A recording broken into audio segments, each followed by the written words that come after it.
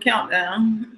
Good people, what going on? This your boy Alistair West J Media, aka Two Sexy Bigs, and I'm joined by my the legendary R&B singer, Yes. R&B fan Coco World.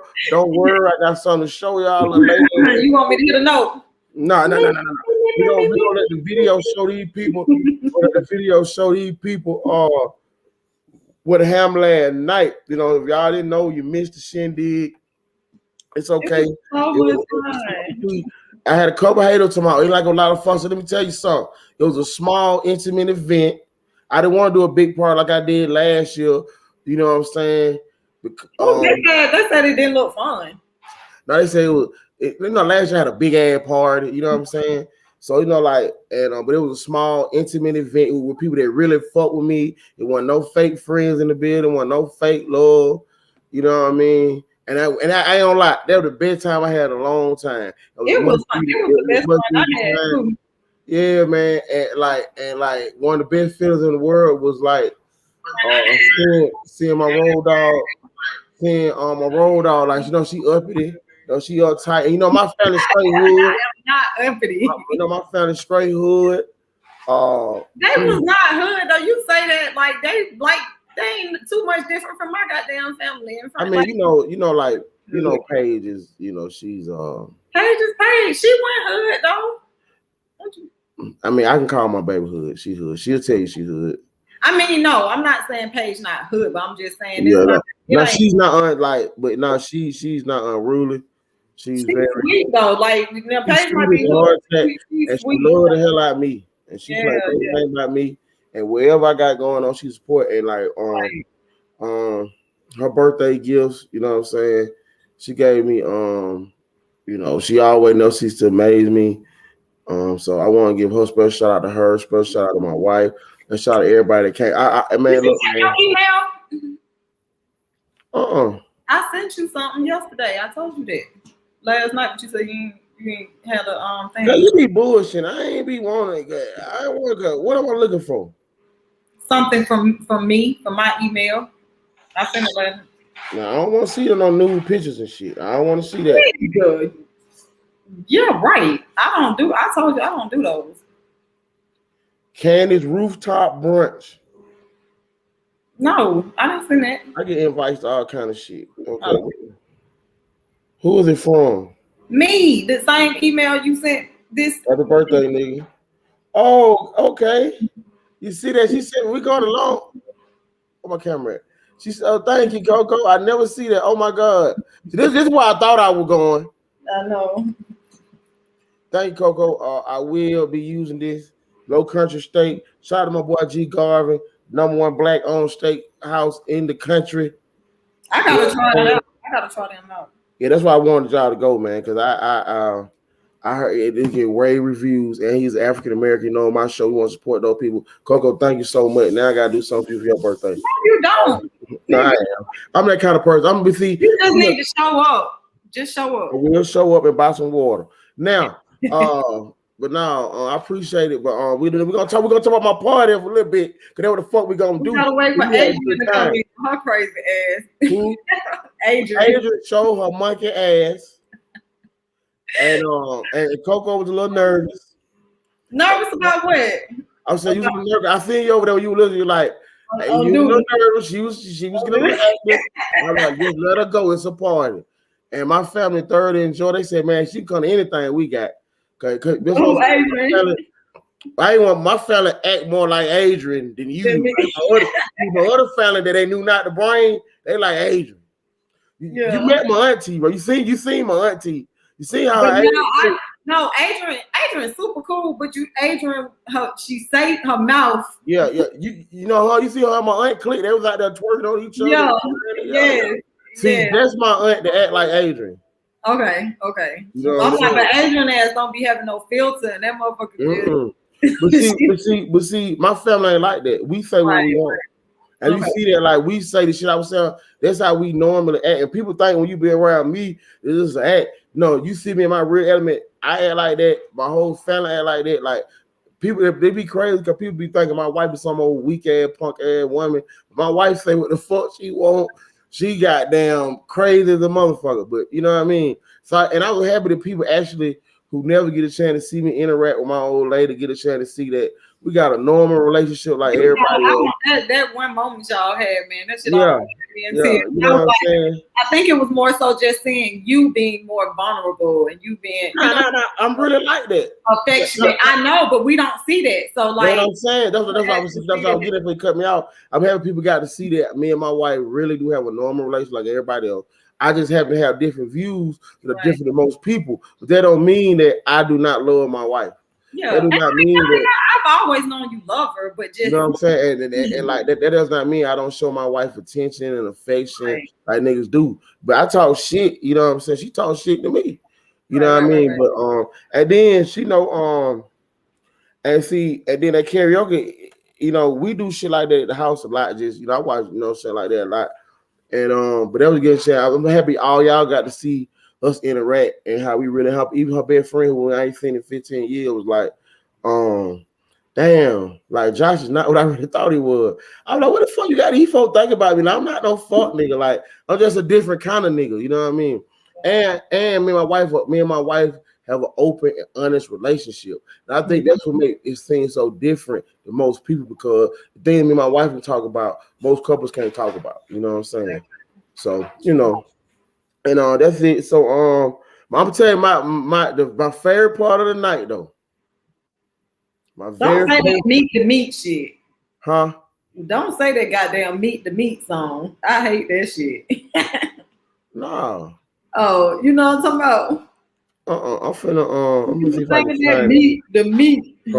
I hate that shit. My favorite part of the night is when let me see. I got some videos in my phone. Hold on, I'm finna send it to my email. Hold on, which one is it? Oh, it's so many. You was showing that. Who, me? I had so much fun. When I tell you and I mean, it was just different. And first of all, I don't sing in front of nobody. I don't even sing at home and shit. But I mean, being around like people that I didn't even know like that and being open it, like I've never done anything like that. Oh, Ebony, that part. That's another thing. That is another thing. I'm so happy that you and my wife had a chance to like interact. You know what I'm saying? And for my wife really to get a chance to see. You know what I'm saying? Where I seen you at Wild, like, man, I fuck with Coco. She's like, you don't even know how. I'm like, nah, man, she's I'm a good judge of character. You know what I'm saying? And she was like, damn. She was like, man, Coco, so my kind of bitch. I was like, I told you she just like her. And that means a lot because I can tell. And my wife don't fuck. My wife like me. I can tell. We don't like people. So it's not like people. I think people be getting that construed like we think we better than people. It just I respect it, and I say that's why I say it means a lot that she said that, because I can tell she don't let a lot of people don't so that means a lot, man. Ebony, she cool people, like she good people. I'm happy, like I told her, like I was happy she invited us, you know what I'm saying, and let us be a part. Yeah, I was more shocked myself. That, I was more shocked myself that she was that open. Yeah. Because she's not necessarily that open. I would say that, you know what I'm saying? And but I think that's her way of trying to be more, inclusive in the new part of my life. Right. And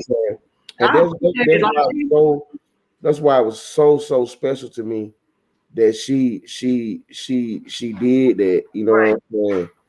And she took the time to just hook up with everybody, and like she was like, well, you ain't really seen just, you know what I'm saying, studio folks, and you ain't really seen none of your clothes, you know what I'm saying? Even though a lot of my friends was not there, but I mean, I knew them niggas weren't gonna come because I just know them niggas, you know what I'm saying?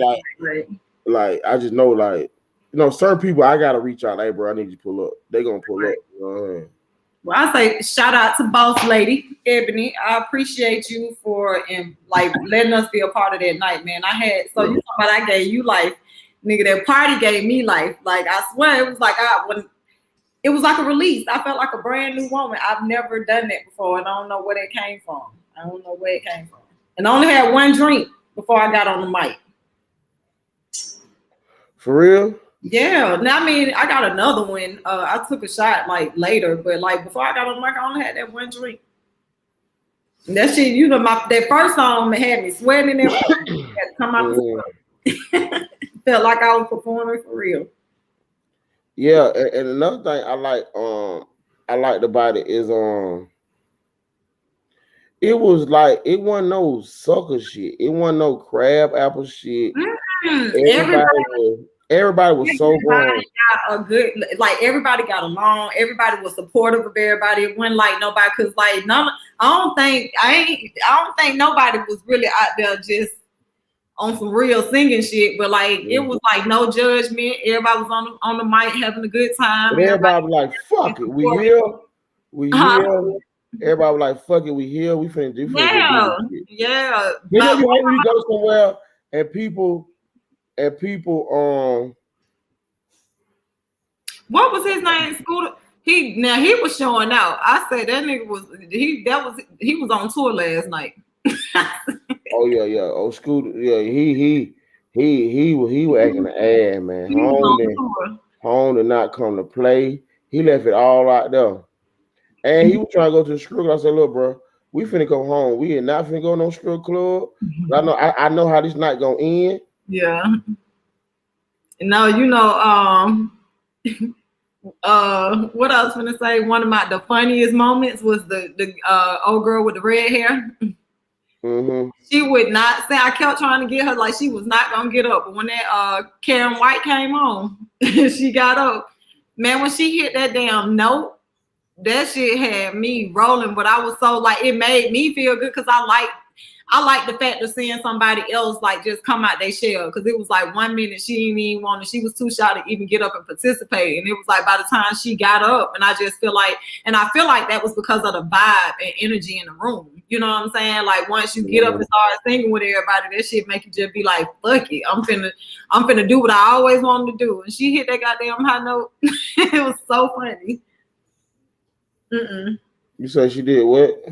When she hit that high note, you didn't see that video I posted? Oh yeah. That shit was so funny.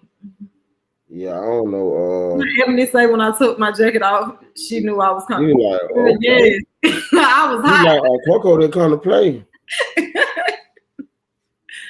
It was fun though. So I'm gonna show y'all some of the pictures, but I don't know. I can't get it. I'm going to my Instagram. I'll go to Instagram. Hold on. Show y'all some of the pictures from last night. It was so fun though. I really enjoyed myself. Really. So hopefully,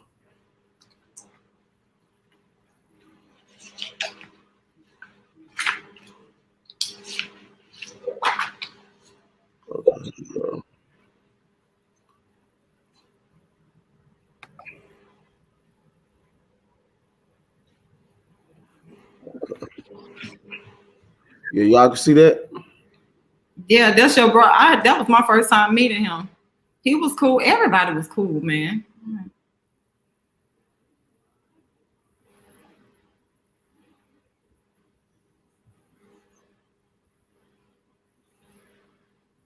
Hold on, I don't know what happened. You froze? Or was it a video?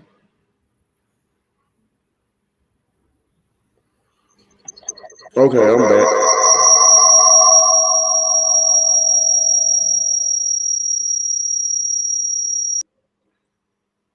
Hello?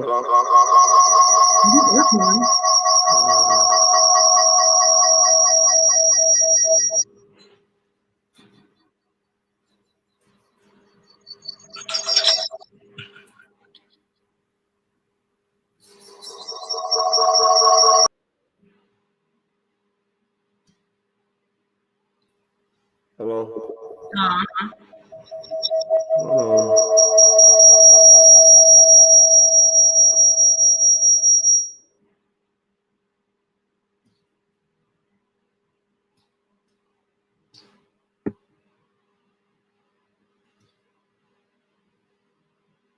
Guys, we're having technical difficulties. Please just hold on. Big should be returning soon. Let's see how many people in here with us tonight. Y'all, please make sure y'all commenting, engaging in conversation with us. Big, I can't hear you. Can you hear me? I can hear you now. Hello? I hear you now. You echoing.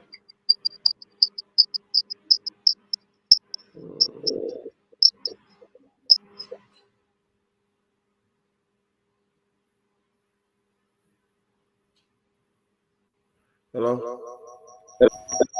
You echoing. Still.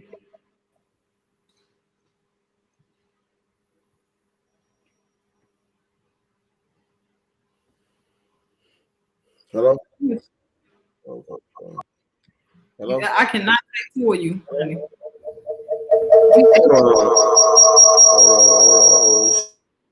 What you do?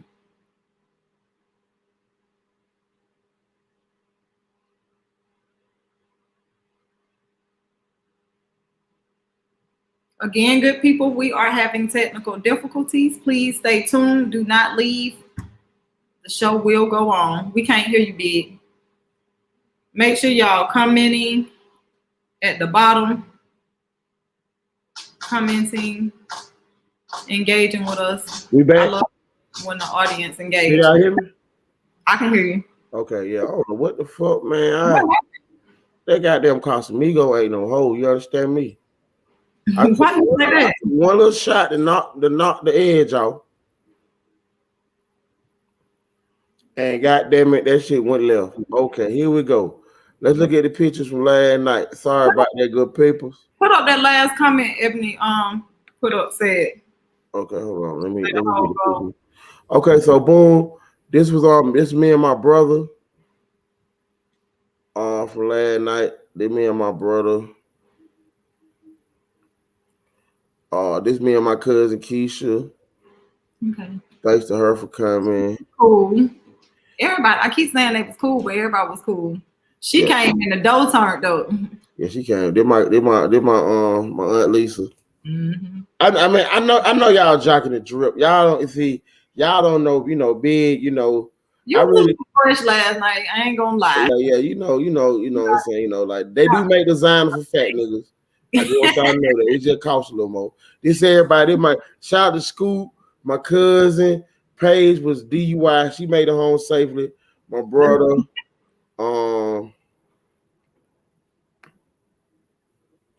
they paid. Oh wow. Okay, this paid my aunt. We were drunk, so don't pay attention to these pictures. We drunk. They don't look bad. Yeah, and this is, of course, and me and Queen E. She made me take a picture with her, but I said, "You so ratchet. Why wouldn't you put down the damn bag?" It's like, "Oh, I forgot." Yeah, you know what I'm saying. Mm-hmm. The expression on my face says it all. So we're gonna share some more pictures later on in the show. Yeah. So Coco, what's on your mind? Okay, so one the latest story, and I was trying to get the latest update on it, but did you hear about the little boy who was abducted or not abducted when they saw? My dad was talking about that today. Yeah. What happened with it? His name was BIGGZ Barnett. So from what I got out of it, the parents say they were coming home late last night, not last night, the night before, at like 1 o'clock in the morning. They was coming from doing some shopping or something, and they had their 1-year-old in the car and their 3-year-old nephew. When they got home, the husband took the 3-year-old nephew in the house, and while the wife took some groceries, they were gonna come back out and get the 1-year-old. I think they said that. Well, from what I read, they didn't leave the keys in the ignition, but they left the keys in the cup holder. So when they went in the house, I guess somebody jumped in the car, took off with the car, and the baby was on the inside. Mm-hmm. I know they say like maybe a couple hours later, like yesterday, maybe around 10, I think 10 o'clock, 10, sometime in between 10 and 12, they found the car. Mm-hmm. Not too far, like less than 2 miles, within 2 miles from their house, they found the car, but the baby was not inside. So they were still looking for the baby. And I saw today, like maybe around sometime in between noon and 2 o'clock today, noon and 3 o'clock today, the baby was found. And the latest that I read was the baby was found in this lady's car that was like not too far from where they live. And so I'm guessing whoever had the baby just put the baby inside of somebody else, set them in the car so that somebody would be able to find them and return them to his family. So it was just a real, and it was a lot. And I'm not gonna lie, like the situation was weird to me yesterday, to where I was kind of questioning, like it was just sounding like real crazy. Because one thing, like when they were like shopping that late at night. Now I get it, because I would shop late at night too. If I could, but I didn't know like stores still be open, because I thought Walmarts and shit and Kroger's and shit started closing early when COVID hit. But it was just like different stuff with that store that didn't seem like it. And then I'm thinking, okay, somebody steal a car. Normally when carjackers steal cars, if it's a baby inside, most of the time they leave the car. They just leave the car and the baby. You know what I'm saying? Because it's like, I don't want no dealings. Like, ain't nobody just gonna take no baby and leave the car. So when they found the car without the baby, I was kind of worried, because I'm like, I hope they didn't hurt the baby. And then it was like, even if they didn't hurt the baby, where is the baby at? You know what I'm saying? Because who would just who goes to steal a car and then end up taking the baby instead of the car? I was like, unless it was somebody who wanted the baby, right? So yeah, it was just weird to me. But I was praying that baby was returned safely and nobody hurt the baby. And thank God that the baby was returned and nobody hurt him. So yeah, but that shit was just crazy. I'm still wondering what a baby was at though. Like whoever took the car, when they took the baby, I'm just wondering, what did they do with that baby in between the time they left that car and put the baby in somebody else's car? Like, I'm just wondering what did that baby have to go through, or where were they with the baby? So what was your conversation like with your dad about this situation? No, he just shared to me what had happened. He really didn't get into all the details about. He just like that. He just told me that he had got found. Okay. Yeah, I think a lot of people was As y'all like. And make sure y'all like, yeah. And subscribe. So it wasn't really no I mean, I don't know, when it comes to shit like that, man, you know how that shit be, man. Like, you know how that shit be, man. I ain't gonna get on here and make no big old whoop-de-whoop about shit I really don't know about. But I will say that let's just thank God that the baby was found safe and sound. You know what I'm saying? Right. You know what I mean? Cause we know how that shit go. Okay, see. Yeah. So yeah, that was like the main thing that was on my mind, or that I've been wanting to talk about. So what was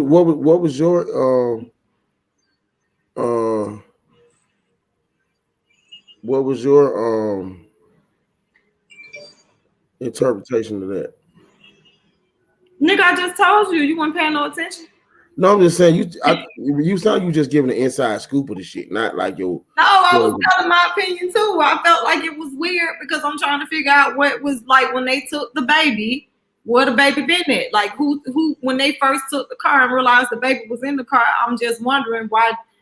What was going, like, what happened? I guess in my mind, it's weird to me a little bit, because it's like, where did the baby go?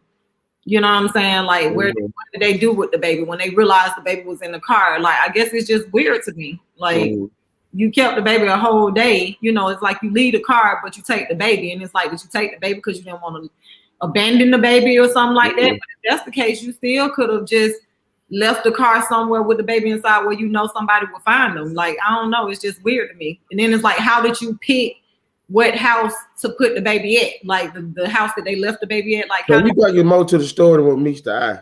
Kind of. So it's weird to me, I guess. It's just like, it's weird to me. But I don't want to assume, because I ain't gonna lie. Y'all forgive me. But I was one for a minute. It did cross my mind yesterday, like wondering, did the parents have, you know what I'm saying, something to do with it? Like, I was hoping that it was no situation where like the parents had mistakenly hurt the baby or something and tried to set up. Yeah, we've been through that before. Huh? We've been through that so many times. That's what I'm saying. And I was hoping it wasn't a situation like that, but I ain't gonna lie, that crossed my mind. Like, I hope the parent, like, I'm hoping they didn't set up this whole situation knowing that something done happened to this baby. But of course, when they found the baby, thank God, it just left more questions. Like, okay, I'm happy they found the baby. But it still makes you wonder, you know what I'm saying? But at the end of the day, that ain't my business. You know what I'm saying? It ain't my business. That baby is home safe with his parents, and I'm happy for it. You know, so all my thoughts and wonders and all that shit, that's me being nosy. It ain't my business. Well, you know, we praying for the family. Hopefully they went on no bullshit. Hopefully shit like that really happened. You know, right. The thing that had me crazy today is gotta go to Soulja Boy. Soulja Boy got into it with you familiar with Young Dolph? I've heard the name before, but I don't Young Dolph made a post just like, you know what I'm saying, I can't believe I'm an independent artist and I'm getting 100,000 a show. Soulja Boy said, you really not independent artist because you signed to Empire, you know what I'm saying, just out the blue. And so of course everybody been, you know, of course everybody from the Young Dolph camp been inboxing Soulja Boy, so he had been crunk all day. Lord, why do they get him started? I have no idea. Yeah. Then he said he the first rapper ever to get an apology from Kanye West. I saw that. I heard that. So interesting. But I'm asking this right. What is too much for clout? It's a lot of shit. And but you know what? So you asking based on opinion, because you know that's an opinion. Yeah, based on because Soulja Boy, because I be like, damn, you just got in that man being for no reason, bro. Like, but you know what? I feel like honestly, that's why I say I feel like that's the sad thing about how the direction that the world is going in and because it's kind of like now all of a sudden, you know, like how they say, and I don't know if this has always been true, but when it's like any publicity is good, you know what I'm saying, for you, because people are talking about you, right? So I feel like nowadays, like people just would do and say anything just to make themselves be relevant. So I don't know. I feel like what's too much for anything. I feel like anything that you do that you're only doing to get attention, you see what I'm saying? Like anything that you're doing just for attention to me is too much for clout. You know what I'm saying? Especially if it has anything involving another person. You know what I'm saying? And even taking it a step further, anything involving another person that ain't got shit to do with you. If it's a situation involving somebody else that ain't got shit to do with you and you running your mouth about it, to me, that's too much. Just like I said in the situation with the little boy, even though I'm wondering and all that, at the end of the day, that ain't my business.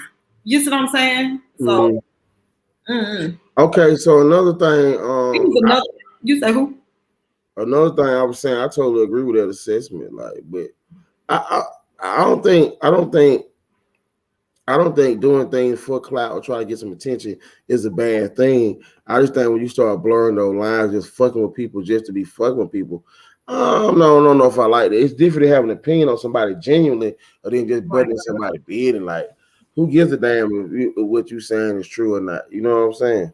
Right. Who gives a fuck, nigga? You know what I mean? So shout out to that boy, Soulja Boy. I don't want him coming over here jumping down my throat.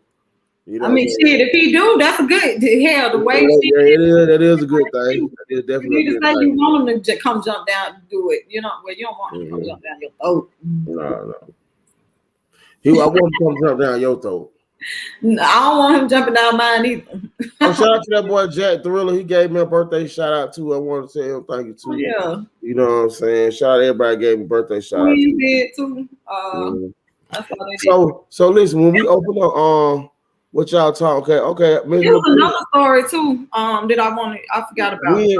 Miss Magruder win our hot topic segment. The phone line go on a little later. Hey, Miss Magruder. The topic for the night, we'll be recapping the week, but we're in the headlines of the day. But we want to know over the phone line your worst birthday ever. What is your worst birthday? You know what I'm saying? That's a good one. You know what I'm saying? In the meantime, there was a story about hold on. There was a story about a little girl in high school, black girl named Naya. Sean King had posted about her. And I know a lot of people have been sending around this video that went viral. Did you heard about that one? What was in the video? So okay, she's the young lady or young girl. She's a high school student, and so there were like some white girls. Like I think it was 2 white girls who initially made a video where they had a pillow and the pillow had nigger wrote on the pillow, and they were like punching the pillow and fighting the pillow, saying this is what they want to do to niggas or specific nigga. I don't know. So when the video came out, I guess Naya said something and brought it to others' attention. And so those 2 girls, I don't know if it was out of embarrassment or because they knew the, fallback that would come from the video. But the 2 girls ended up transferring schools and left the school because I guess they knew, some shit was gonna happen. So when the 2 girls left the school, there were other 2 white girls who were mad at Naya because they blamed Naya for their 2 friends leaving the school. They were saying basically it was her fault that their friends left the school. Mind you, they not, your friends shouldn't have made that damn video in the first place, but they were blaming the Naya girl. So the actual video that I was able to see showed it was one white girl, it was another, you could tell her friend was in the background, but it was one white girl on camera. And she was basically talking shit about Naya and calling her a nigga. She called her a nigga a couple times. Telling her she black, dark chocolate. Now, mind you, the Naya actually tried to commit suicide at one point. So in their video, they kind of made fun of it and was like, you need to kill yourself. It's your fault that they left the school, yada, yada, yada. You need to kill yourself. Next time you need to try to cut deeper, like basically saying cut her wrist a little deeper, you need to cut a little deeper, or hang the rope a little higher. They making jokes about her needing to really commit suicide. And just right. So basically, when the girl got the video, she showed it to her older sister. The older sister put the video out on the internet, on social media, and it just spread, and a lot of people saw it. So now she's getting a lot of support. The school actually, and then the crazy part is a lot of times what pisses me off is how long it takes the school to act in situations like this. But at our school, let our kids do one little thing and they out. You know what I'm saying? They suspend them over any little thing. But these little white kids do shit and they get passes a lot of times. And I feel like that's what happens in the real world too. Black folks do shit, they gonna send us up the road. You know what I'm saying? White people do shit, they get passes. So that shit starts in school, basically, but so her school, I guess when everything got out, the school, they were planning a protest, and the school actually ended up dismissing the kids early from school because talking about for their safety, because they didn't, the kids were like really protesting. From the video I saw, the kids kind of rowdy, like they was kind of trying to stand up, which I think is good that our kids nowadays are trying to step up for what's right now, But yeah, I just feel like that's an unfortunate situation. And then look, Big, if you see the video, you can tell the little white girl, like you can tell she know that's the shit she said. Like when she said use the word nigger, if you pay attention to when she say, every time she said nigger, she'll do this. Yeah, nigger. And nigger. It's like she'll look like you saying some shit that's wrong, and it's some shit like you been wanting, like when you curse for the first time, when you using curse words, you ain't supposed to say, you're gonna get in trouble. That's how she was acting every time she said nigger. It would be like she'll say it and look, and then kind of cover her mouth and laugh, and then keep going.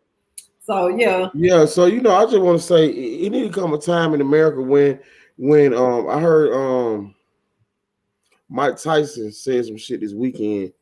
In an interview I was watching, he says, when someone has wronged you, if you get angry, you give them power over you. So I would say to black people, you have to stop giving white people the power over us.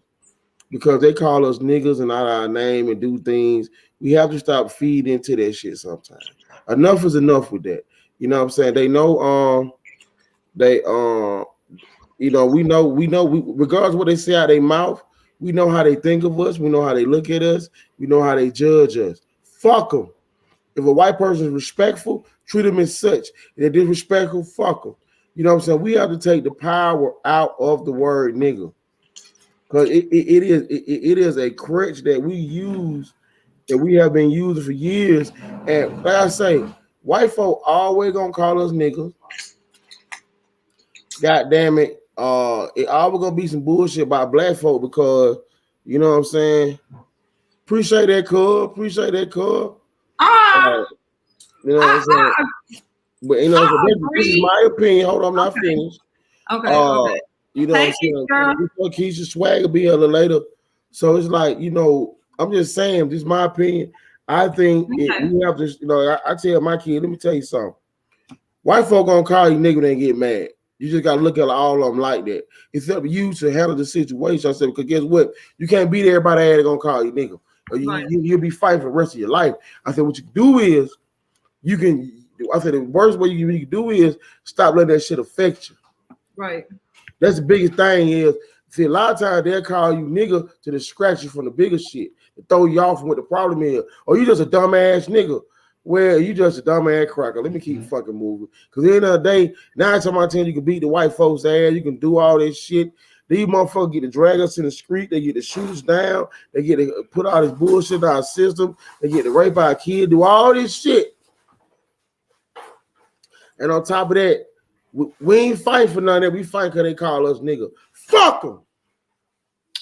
And I'm gonna say this. I agree with what you said. I've always said that because like the word nigga don't offend me. If a white person called me a nigga, I wouldn't give a fuck. You know what I'm saying? Like if they call me a nigga, I'll probably call their ass a stupid ass nigga back. You know what I'm saying? Just like if a motherfucker call me a bitch. No, you ain't. You gonna call him a stupid ass cracker. Yeah, I'm gonna call him a nigga, a cracker. I probably call him a bitch. I'm probably calling him all kind of names, but it's not that I'm calling you these names because I'm mad you called me a nigga. It's because you called me out my name, period. Like, I feel like it's no different from you calling me a bitch or a hoe or, you know what I'm saying, stupid or whatever. Like, I feel like I use nigga and bitch. Yeah. So my thing is, like, to me, I feel you. I don't think that that word should, like, be able, I don't think any word should be able to like just make you mad, because honestly it's only if you believe that shit. There's just like if somebody talk about me, it ain't gonna really hurt me unless they saying some shit that I believe is true. You know what I'm saying? So like if I don't feel like whatever nigga represents to you, if you don't feel like it's true, then I feel like it shouldn't hurt you as much. But my issue with this situation, Big, and my problem with this, like and even in other situations outside of school, in the business, you know what I'm saying, is if they use the word nigga, I feel like they should still be punished the same way in school. If your child calls somebody out there, if your child cuss and say bitch or call somebody a hoe, they'll send their ass to in-school suspension or suspend them if they using like certain words in school. You see what I'm saying? Like in a place of business, if you using profanity when you're addressing your coworkers or when you're addressing customers or something like that, there's like repercussions for it. You're gonna be punished for it. So I feel like in that same way, they should be punished when they use that word. You know, that's true. God, exactly what you let anger you controls you. You're right. So like even if it's not making me angry that they use that word, they should still face consequences, because we have to face consequences for other things that are said. If you see what I'm saying? I don't think it's right when they use that word in school or whatever, and the school is not swift to suspend them or take action against them. I don't think that's fair, because like I said, when we do shit, our kids do shit. If they use a word, you know what I'm saying, you already know, like, let your kids say fuck you to somebody. Like, they quit to write them up. They quit to get them in trouble. So I just wish they would be as swift to reprimand these white kids when they use words like nigga. Mm-hmm. Yeah. So, you know, y'all know Thursday is usually Thought Thursday. So this is the Thotty party. You know, we sit on the thought. We need to address the issues first, though. You know what I'm saying? And shout out to my nigga Casamigo too. Gotta keep getting him a shout out. But yeah, so I just feel like at the end of the day, you know what I'm saying? We got a long way to go. Yeah, A long way to go. we do. I think I'm gonna say change is happening, until we are in control of educating our children, until we're in control of our communities, until we're in control of our money, we are always gonna be at the doorstep and the footstool of the white man because he's in control. Yeah. Yep. This how they learn. We have to learn to fight on a different level, like by their rights or names to their businesses. Yep. Yep. I can't hear you, Big. You talking. I said, Michael Jackson gave y'all the blueprint. You know what I'm saying? Like she said, buy the rights stuff. Michael Jackson gave y'all the blueprint. You know what I'm saying? Because he bought Paul McCartney rights. He bought Eminem. You talk shit to Mike, he go buy your masters.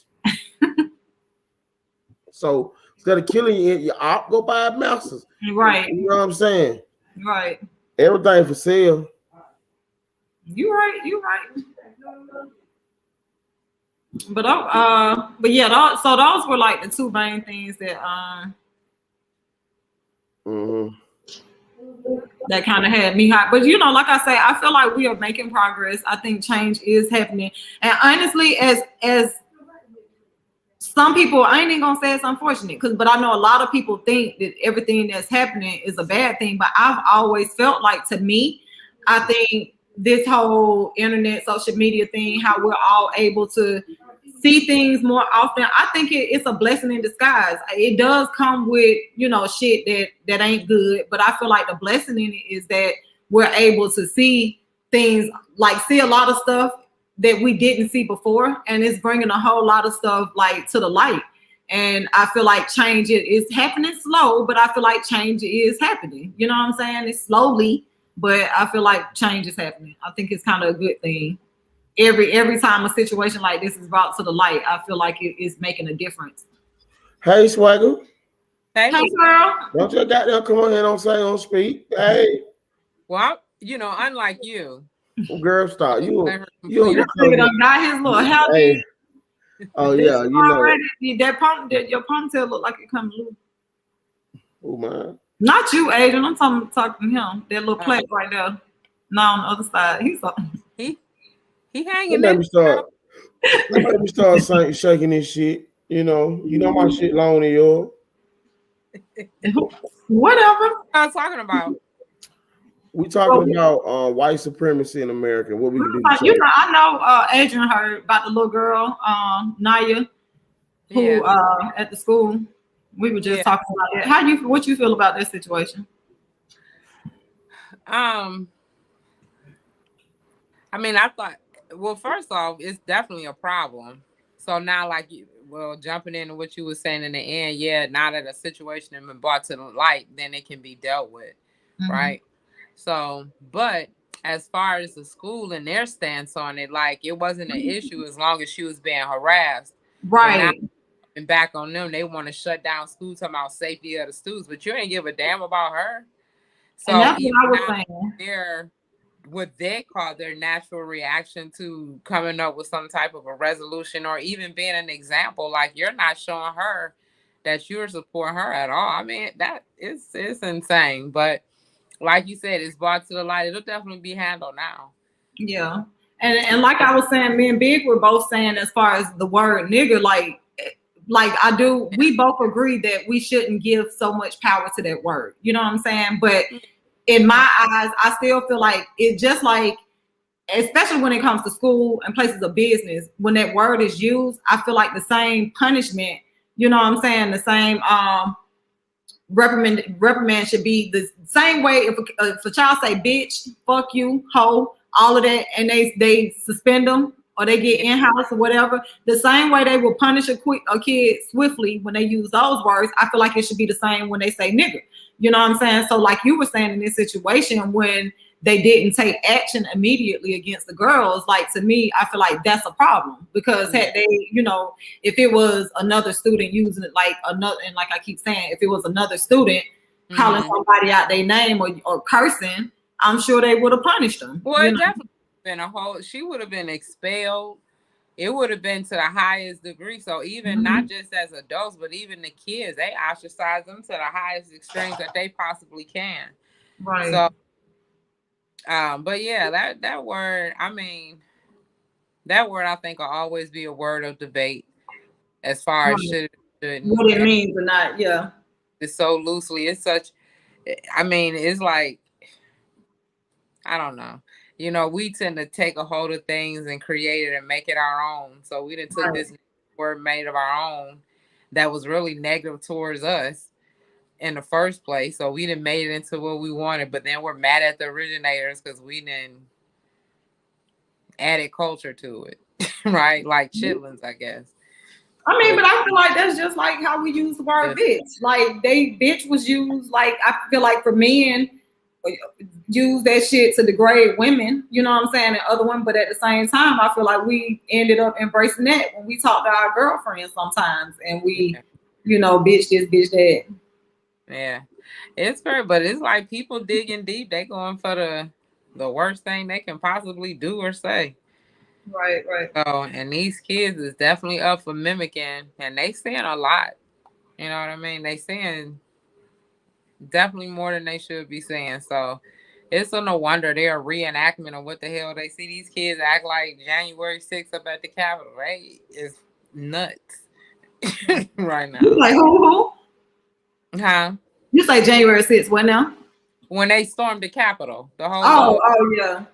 Whatever they wanted to call themselves doing, but that's what these patriotic little kids is calling themselves doing. Yeah. Mimicking parents and what they see them doing. They just doing it at school. They ain't storming the Capitol just yet. Right. But, you know, they storming the property in which they on, which is home and school. So they damn terrors at home too. Shit, some parents. That's why they was glad for them to go back to school. The sad part, what they need to learn though, I got called a nigga by an Asian guy in 2016 and he died a week later. Damn. Let's not incriminate ourselves on the media show. I'm hoping he's saying it was an accidental death. I hope it was accidental. I hope it ain't that deep. I don't think no word that deep for nobody to lose their life over now. Yeah, my dude used bitch. Yeah, but you know what? A lot of times I feel like it ain't what you say, it's how you say it. It's the intent. Yeah, anybody know me know I use the word bitch like nigga. Yeah, that's what I'm saying. It's all about the intent. I think that's what it is. It's the intent behind the word. That's okay. Cool. He said he didn't do it. Thank God, Brian. I made my world famous spicy chili tonight. We can't see it. Lift it up. Oh, okay. Okay. We got a coal in the thing. It's a clean yacht. Okay. Is it coming out? My dad said to make your ass warm too. I don't know what I was just gonna say, do it come out your pores or out the ass? So you ever had some good hot wings that they hot, but you can't start eating them because they really good? Yeah. That chili, yeah. And that's the worst, man. That should be burning the hell out your mouth. Oh my God. Yeah. So it was just time. I used it for working out, as your grandma used to say. What I was gonna say, we also, Adrian, talked about the baby that was found today. The about Blaze Barnett. Amber Alert going off at 5:30. Listen. When I was in a good ass sleep. When I say that shit scared me, I almost fell out the damn bed. That shit scared me. I was mad as hell, and nigga, I was so mad. I call you bitch because that's just how I talk to my homegirl. What you mean?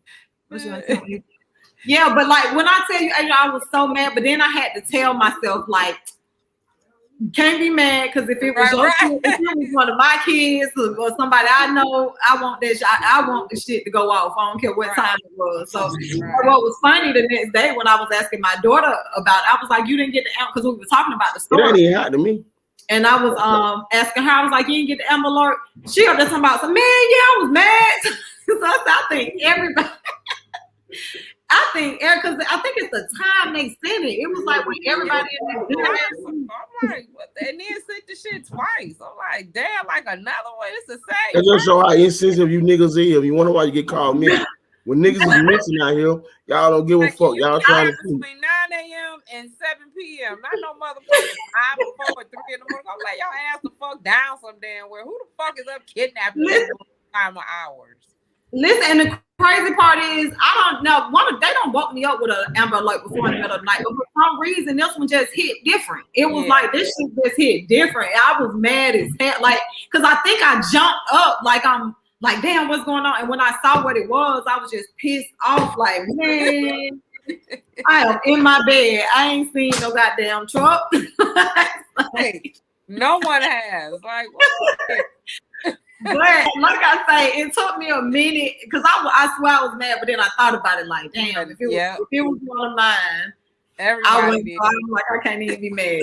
God damn.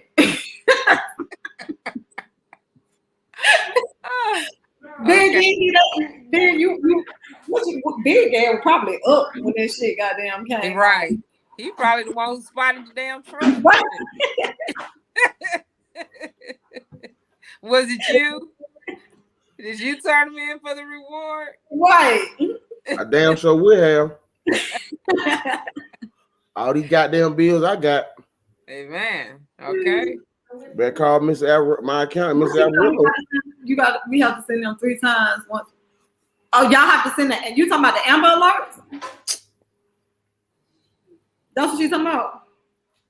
I guess. What the hell are you talking about? Get on my level. She's talking about that nigga. That nigga eating, bitch. What? Oh. Jesus, get your drunk ass off my goddamn show. Hey, cursing your dang. You know you the shit. You guess the curse out your other guest for you. Yeah, she said yes. Oh, okay. They sent them 3 times. You know what? I felt like it went through like 3 times. I thought it was more than 2. But it could have been 3. Because I thought it was more than 2 times. I just know this shit was a lot of time. And like I say, I was mad for a moment, but I get it. Our children are the future and they are important. And we need, Yeah. So the backstory to the baby was the mom was found dead in the apartment, right? Oh, we didn't know that. When? Oh, well, maybe this is another baby. So it was another. Yeah, this is another story. Yeah. Where a baby, a 26-year-old girl out of St. Louis. St. Louis got a lot of Illinois got a lot of stuff. St. Louis, #1 murder capital right now. Damn. They killing New York almost. No pun intended. But anyway, she was like 26, but the family ended up going to her house.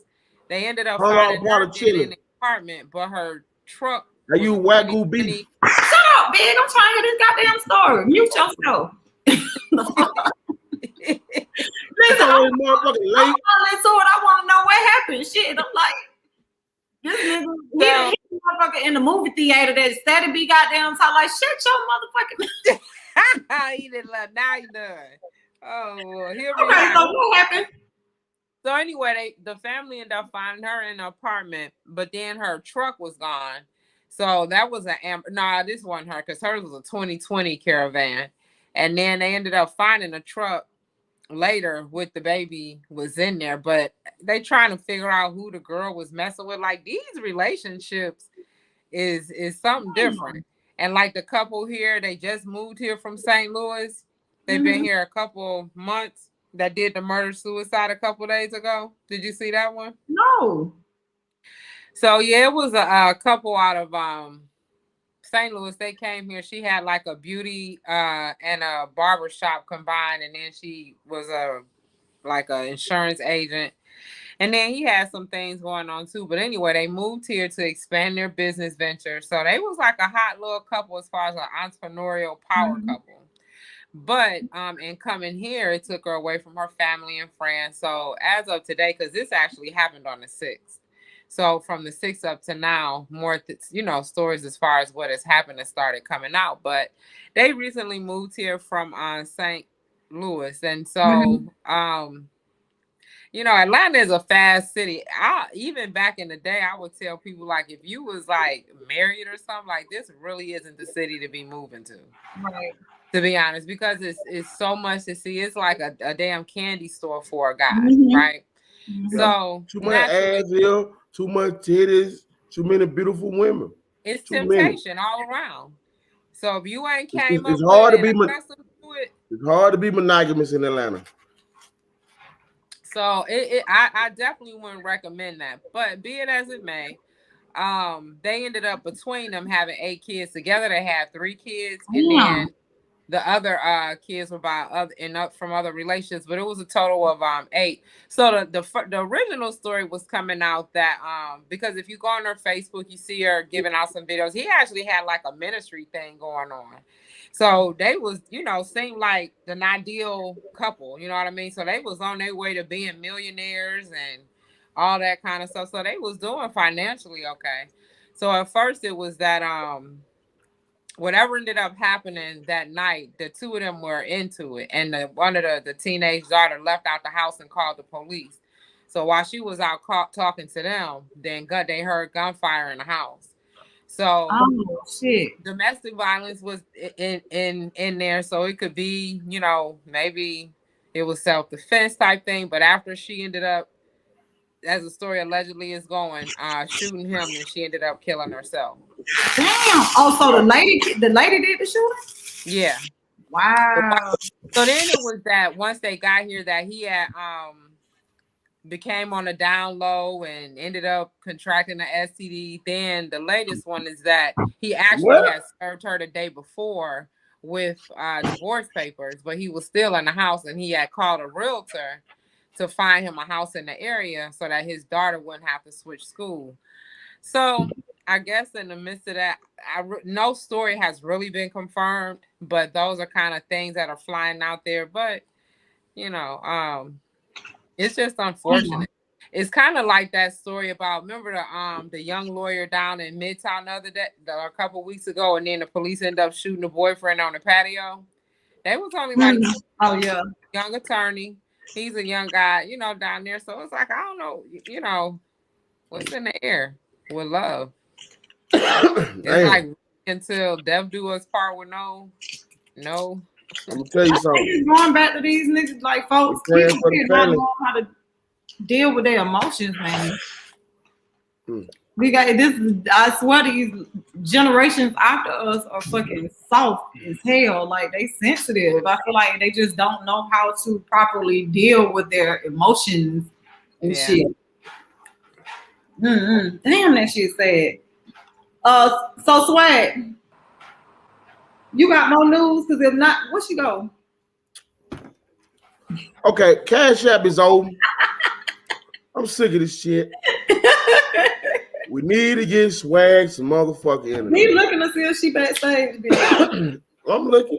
I don't need to tell about to run the show. Shit, I can't tell because you be leaving us backstage. Yeah, I ain't gonna join you in until I want to. Joe, we got 2 minutes. I'm on the phone line. Tonight's topic is your worst birthday ever. I'm gonna tell y'all mine. What, Adrian? You missed our reach out. To last night. I got your video on ice. You showed your ass. When I Adrian on 10-inch boots. I love her. I swear, Adrian. Hey, wait till I show y'all. Matter of fact, let me go to this. Let me go to Coco scene. Adrian, I swear, I love, and I it's my fault, but girl, this motherfucker has no filter. That's all big. He love embarrassing us. Yes, all the time. And now he finna play this shit. I swear I thought I sounded like Mariah. And we did for that moment. You ain't gotta show the whole thing. Actually, if you already showed it, we good. He ain't show it. I'm like already. He was waiting for you. Aren't you eating?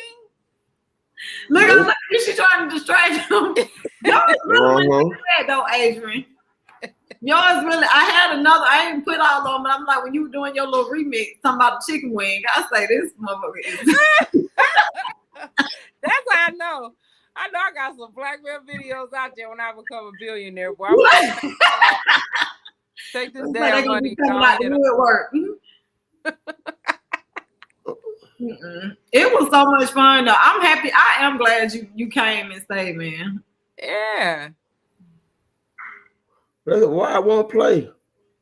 Because it's not me. That's why. That's a sign. Private moments between us, not for the general public. You're gonna make a demand. They're gonna start wanting me, and I ain't gonna be available for this show. Let me tell y'all something. What I seen last night. From what I seen last night, y'all better get it, Adrian DM. She done froze. Oh well, I'm telling you, she will freeze you. Adrian, freeze the whole thing. What did you say, Adrian? When that free nasty came on, whoo! Oh yeah, this big ass boots got the move. Didn't nobody get video of that part? Now that's the shit you did.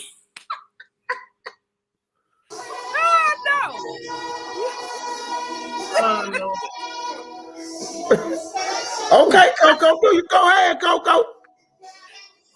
She got the stage presence. You see, Adrian, don't go try to sit down now. Yeah, you had it. There you go. And you moved in the right spots too. I thought we should play that one more time. No, Yeah, you don't. And that's it. We can go on to the next story. I had fun. I did too. It was on the top. Not from the top. Look how I held that note. Boy, that nigga there, boy. Look how I held that note. Leave that shit in the shower. I'm calling the final tomorrow, goddamn. I'm taking you on tour. I was just gonna say I need a manager, girl. I said I'm gonna take it on the road, man. Keep playing, Big. You gonna create a demand for our asses. You gonna be doing this show by yourself. It's all good. I ain't tripping. I'm thinking about being a singer / performer after last night. You know what I'm saying? I told you. So I just want to show that we'll add more. Oh, you just embarrassed me? No. We was both in there. Don't try that. We was both in there. No. You ain't gonna show Adrian on her Karen White shit. About you, her superwoman. You know what I'm saying? You ain't gonna show you. Big. You on your Nina Williams. You know what I'm saying? Like don't just put me out there. Let me find her. Hold on. Honey, open up the phone lines for your little phone callers. Not the little phone call. Is that her? Not the little phone callers. Damn, Adrian. Well, there you go. Here come Adrian up next on the media show. Don't be showing no damn hour-long clip either. He ain't got but a 15 second. Hey man, Adrian. I don't need no introduction. Okay. Wait, yeah, we're on the load up. It loading up. Don't break nothing over there, Big. Adrian say, y'all know how she coming. She don't need no intro. So y'all already know. Shit. Y'all better stop inviting me to shit then. No, my family like, man, Adrian needs to come to everything we have. And we want Adrian and Coco and all our Adrian. They say they family now. I'm like, no, we don't. You know, they got boyfriends. You don't want them.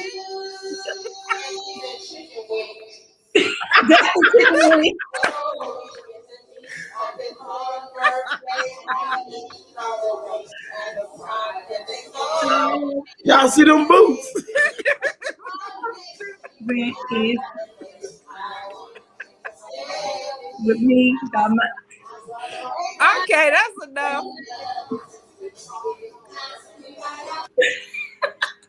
That was as y'all can see, now I gotta say, like, we all in our 40s, so this is a 40-year-old club. Adrian, I got one more video for you. Oh shit! Not one more. I got one more. Cause she said no encore. Yeah, you get an encore, man. Yeah, I'm finna show the one. Man, I'm letting it load up. Hold on, let me take it down while I load up. Hold on. Bitch, send me that one when you get a chance. She's good.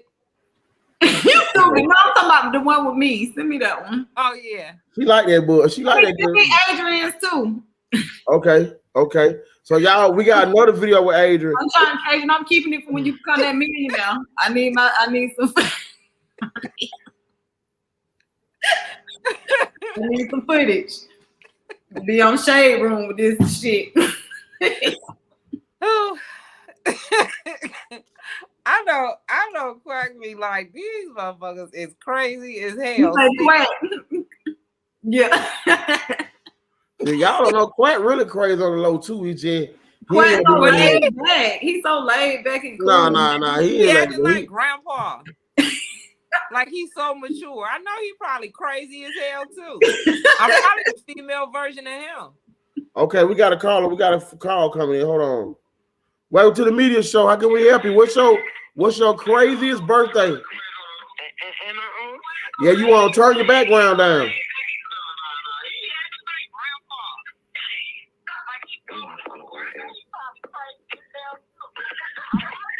Turn your background down.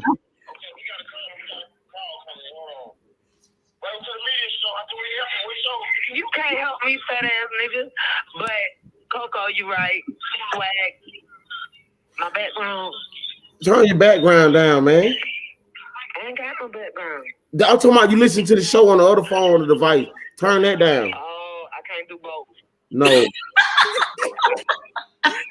This Keisha. Yeah, this slow pro. Now Keisha, Hey Keisha. Keisha, what is your worst birthday story? What's the worst birthday you ever had? Oh, you want to know my birthday story? Yeah. I'm nervous. I got mushed in the fucking face 9/16/2021 for my birthday. Didn't get a birthday cake. Damn, that was this year. What? Who mushed you? That was this year. Damn. Yes, ma'am. You asked my worst birthday. That was it. Who mushed you? So we can go whoop their ass. I ain't calling no name. Damn. So tell them the media show said fuck them. Fuck them. I was inviting them to it though. Yeah. Keisha is a wild child when she get looked up. Yeah, that reckless mouth. I am a little bit. I got a little bipolar. A little bipolar. It's okay. Damn. Worst birthday story. I shared it. Thank you for sharing. Thank you for calling in, Keisha. We thank you for your support. Keisha say, I know he's gonna hang up in my face. I'm not gonna hang up in your face. I'm not gonna hang up on you yet. This time. Now, with attitude like that, you know what happened. The damn Black Howard Stern. Love you too. Bye. So, boom. Keisha said she got mushed in the face. I don't consider that no bad birthday. How? Because on my birthday, I be wanting to be treated like super special. Yeah, if I would have mushed you in your face last night, that wouldn't have been appropriate. Right. No, pissed you off. No, what's your worst birthday, bitch? Okay, my worst birthday is when I think my worst birthday is when I was in prison. When I was in prison, that's my worst birthday because it was like no one I cared. had called home at my partner what they doing. They had a few little tennis scripts over there and they was running a G train. They were like, happy birthday, dog. They let me hit them, do their thing. They was running a train on somebody? Yeah, they had about 2-3 girls over there, about 5 people. And it was on your birthday? Yeah. So they called you and showed you? No, I called them just like, man, what's on my birthday? Like, they were like, what you doing? Like, man, what you doing? Like, man, whatever. They're like, boy, you called at the right time. I was like, what's up? Like, boy, we got 3 hot and readies in here. I'm like, oh shit. Let me put my you want us to put one of them on the phone for you. Okay, hold on. And they got committed slanging and banging on them. And I was like, man, what the fuck? I was like, man, listen to this shit, man. That was what I listened for me. I just hung up. Ready? Huh? Y'all used to call it hot and ready? No, we call it now. Back then we used to say G freaks. Oh, because I was about to say Little Caesar stole y'all damn name. No, we say high and ready now, but back then it was called G Free. They was in there going crazy on the road. I'm like, that was sitting on my bunk, like, man, I don't fuck my life up. Oh, you was really pissed then, wasn't I you? was hurt. Well, like, damn. Them niggas out there, I'm thinking they're gonna be sad, like, damn, bro. Wish you was out here shitting getting me. that ass. They were goddamn I guess that's slanging better than pouring liquor on the ground. Yeah, I never want to see people lick on the ground. Like, you can't drink that shit. 470-466-1131. Call in, give us your worst birthday story. Adrian, what's your worst birthday story? We know you got one. I don't have no worst birthdays. I don't do nothing on my birthday. Oh. Yeah. So I'm safe there. What about you, Coco? I can't think of no worse. I'm about like you. Shit, I can't really think of no worse. Cause I mean, I try to make mine as special as I can, even if I ain't doing that, then I'm still, you see what I'm saying? Yeah. I can't say I've had a or a bad. Ring. Oh, dang. Okay. Well, you know what? You know what? And maybe it's because I forget about shit like that. Now I can say that, but this was years ago, and I still wouldn't say it was bad, but I can say it was probably my worst because, and I'm gonna say it's my worst because I know I was expecting something. Normally I don't be expecting shit like that, but like this was years, like in my early, like late teens, early 20s when I was with my kid's dad, my oldest kid's dad. When I was with him, he wasn't the best. What's your worst birthday story? He wasn't the best at doing things for holidays, but I always made shit special for him. So I can say I know it was probably a couple birthdays I want to say fucking with him where I ain't even gonna say it was just one. I think it was probably a couple birthdays. Shit, I think if anything, I was surprised when I did get some shit. Yeah, listen, I didn't know that men didn't get a girl's birthday presents. Shit, like, I mean, know that. They not. I mean, you don't need to know that because they are supposed to do something. You're supposed to do something. What I'm saying? I don't really celebrate holidays. So I don't do Valentine's. I don't do Christmas and all that pagan shit. But I try to support for birthday, Thanksgiving. I eat, but I'm not really into all that. But I just always want to make my old lady and the women that I have dealt with. You know what I'm saying? Like I don't ever want nobody to look at you. I don't want to deal with that shit on that day. So even if we don't do nothing, I'm always gonna get you some or give you a gift just because that's just me.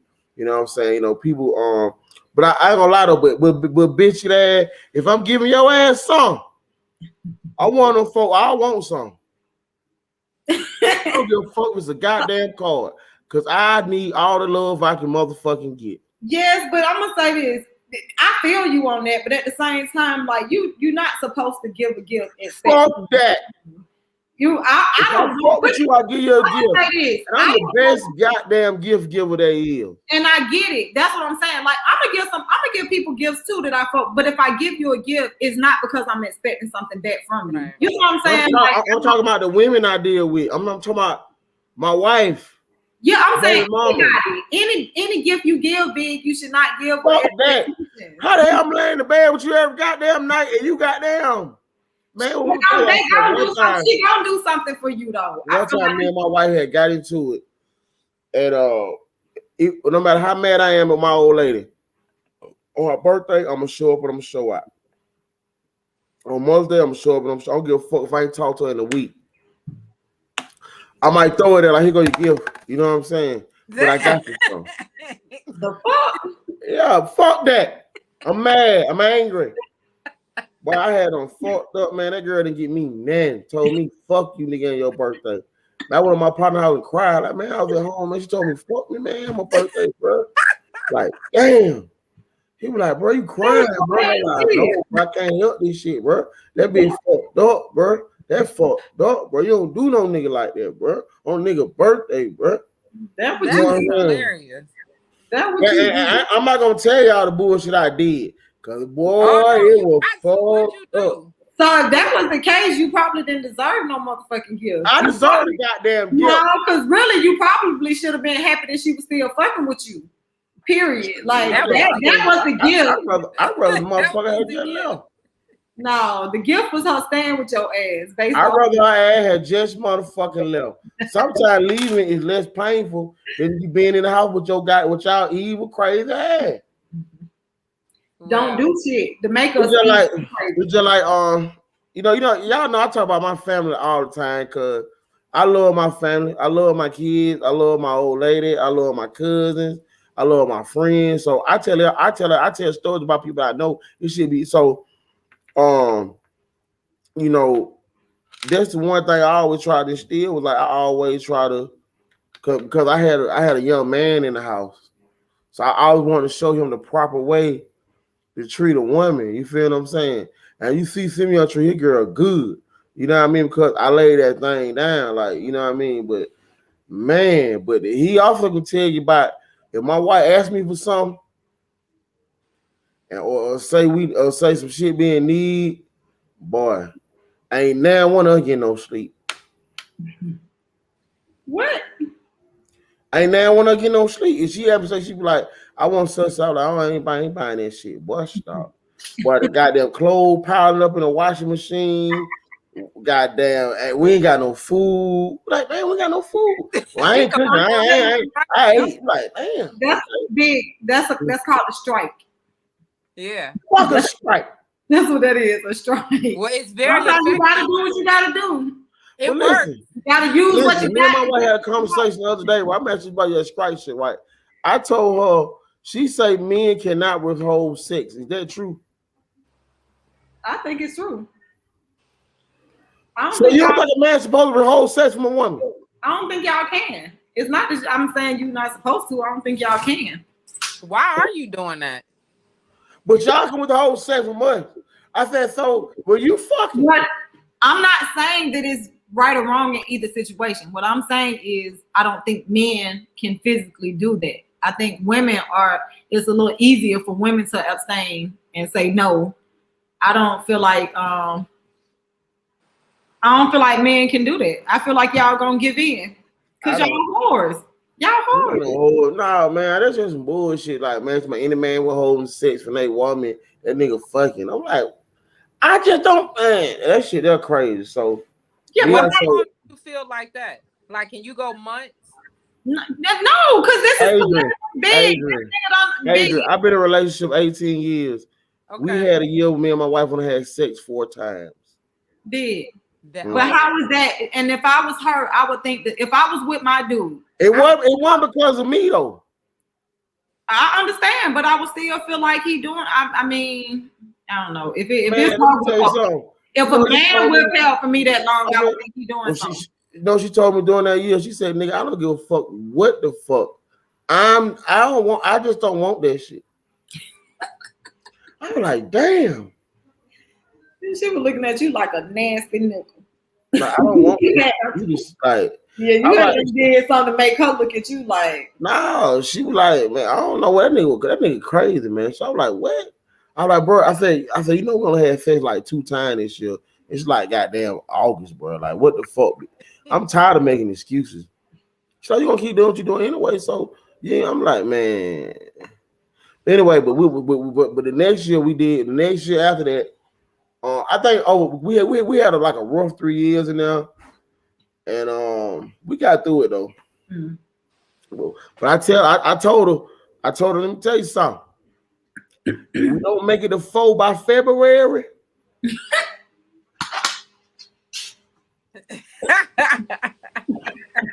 I'm out.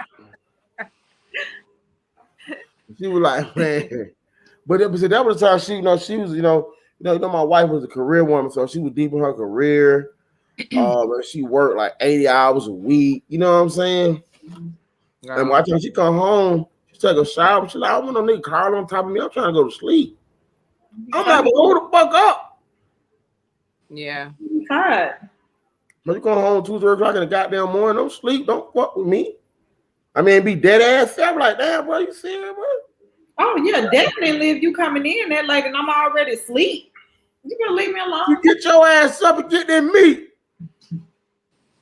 You feel about that like you did that Amber Alert. Pistol fuck up. Like, are you serious, nigga? Love nigga.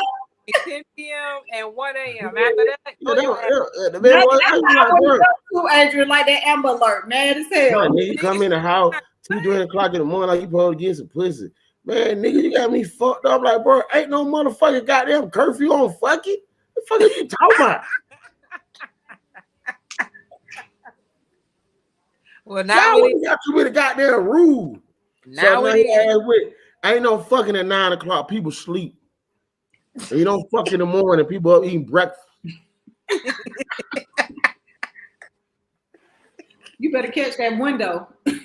It's a window. Now, you know what I'm saying, you know what I'm saying? You've been with somebody 18 years, it's like this, but you're not with them for these parts. You're with them for these parts. You know what I'm saying? Oh, okay. And then you must about this long. It has to be a connection. It can't just be about. But you know what don't be these parts are what make these parts. Mm-hmm. Even, you know what I'm saying? Because you wouldn't even appreciate these if you didn't go through these down here. So yeah, like that's all a part of relationships and growing together. Worst birthday. Oh yeah, I remember. I know my wife's worst birthday is on the first year. When my son was in he had got his little situation. Man, that girl cried for like on her birthday. She cried for like 3 days straight. I can only imagine. What month did he leave? May, 2 weeks after graduation. Damn. Yeah. I can only imagine. That shit it's hard. So imagine like he had 2 scholarships. We had gave him some money. And like the next weekend we was going down to take him to school. We were going to take the nigga to school. We had already rented a car. And you need to turn that down. You picking up. And we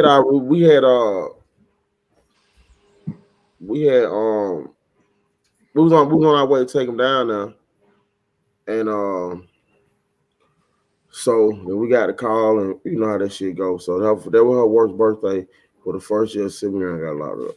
Damn, that's tough. I know that's tough. I mean, I feel like she's a strong woman even to make it through that long. Yeah, we had calls that day. Everybody think that, but it was like, girl, you like it didn't even bother you when that happened. And she was like, are you fucking retarded? I already know that shit was tough. I told you my son was only like that shit damn near killed me. My son was gone a month, and that shit was the hardest month in the that shit so I can't even like imagine going that long and the fact that she did like that takes a lot. That's a lot. And it's hard on a mother, like both parents, but I'm just saying for a mama and her son, like that shit is. Yeah, you know how close they is, but I remember it was one time we were talking about it earlier. So, and she was just like a robotic. She was just going to work, coming home, cook dinner, take a bath, get in the bed, and cry. You know what I'm saying? And so I was, you sit there, you like, damn. It's like, we gotta find some ground here. You know what I'm saying? And so I told you gotta pick your head up. You ain't got nothing to be ashamed or embarrassed about. You didn't do that. Right. You know what I'm saying? We just scheduled to rent a car. We don't gave this boy, we don't bless this nigga. We did everything. I told him to make sure he graduate. I did that. We made sure we could go into college. We had you on the right path. We did not fail him. Right. But you know what? It's like in a relationship, even when you break up with somebody, like women naturally blame themselves, whether it's their fault or not. Yeah. And sometimes you spend all your life trying to protect your child. So when they fall to the system, you feel in a way kind of this sense of like, I failed them. Like, what could I have done different? Yeah, I mean, like I told her. Great sense of guilt. I told her, we both could have done some things different. True. But at the end of the day, it's his path. He gotta walk. At the end of the day, we did what successful parents do for their kids. They set them up to be successful. Yeah. You see what I'm saying? We made sure you had everything you needed plus more. You graduated. You got a scholarship. You got multiple offers. You was going to college. You weren't going to, I mean, you wasn't, you know, we whatever you needed to do, we had, you know, it was like we worked really hard. You know what I mean? I think it was like it was SATs and shit. What the SATs? You know what I'm saying? I remember he missed it the first time. Yeah, he missed it the second time. Yeah. Yeah. So I remember that he missed it. He missed it the first time, and then you know we had to, you know, we getting close to the end. We had to find a place, take him down, you know, calm him down. He went in there, boom, had high SAT scores in his class. Damn. So it was like. But you know what? I feel like, and that's what a lot of times, like, it's true with it. Like, a lot of time peers have a bigger influence on us than like. That's most of the time. The part in parenting is whatever you instill in your child, you take them lessons with them later on down the line. So when they're on, they're able to make definitive decisions for themselves. Right. But a lot of times, these kids, we can't control who they end up becoming friends with. You know what I mean? So that's another part of that whole thing. Like, it's a lot because it's like I've safeguarded you all the way up until now. Then these other kids come along, and hey, if they've been sheltered and protected, then that other shit looks like fun. It looks like another type of freedom to them, and so because kids do not understand life, and they think they do. Right. Right. And like our son didn't understand how fortunate he was until he was damn near 30 years old. Yeah. You know what I'm saying? Yeah. Like, it was that's a lot most of us, but shit, that's most of us. No, because you gotta say we had a different struggle coming up. See, yeah, like our kids, what you said, let me make my point. Our kids are way more fortunate than we were. They are, but you know what I'm saying? But it's still no different. Hold on, let me finish. Our kids are way more fortunate than what we were. So it is some values and some structure that we had to learn because we had to do things to survive to make sure we didn't fuck up. So because we had nothing to fall back on. Right. I hear you, but I'm gonna say I'm. Well, I know that's how it was for me. Yeah, and what I'm gonna say that was for us. I don't know how it was for you. Yeah, no, it was for me too, but I still made, like, even though I had it, like, nobody's saying you didn't make no wrong decisions, but you didn't make life altering decisions that would destroy your future. You didn't make that decision. Not necessarily destroy my future, but I had a damn child when I was 16, which made my future and my kids' future harder than it needed to be. Had Simeon when she was 14 to 15. Okay, 15. And I'm not. And so what I'm saying is, but hold on, let me finish. Let me cut you off. But listen, you had us, both of y'all had children at young, right? That didn't stop neither one of y'all from going on child life and being. You want the girl that had a child at 15, out here horn and sucking dick. It don't matter. That's just like saying when Simeon went to jail, and even with what you went through, it didn't stop y'all life. He's home now and he's thriving. He's doing good.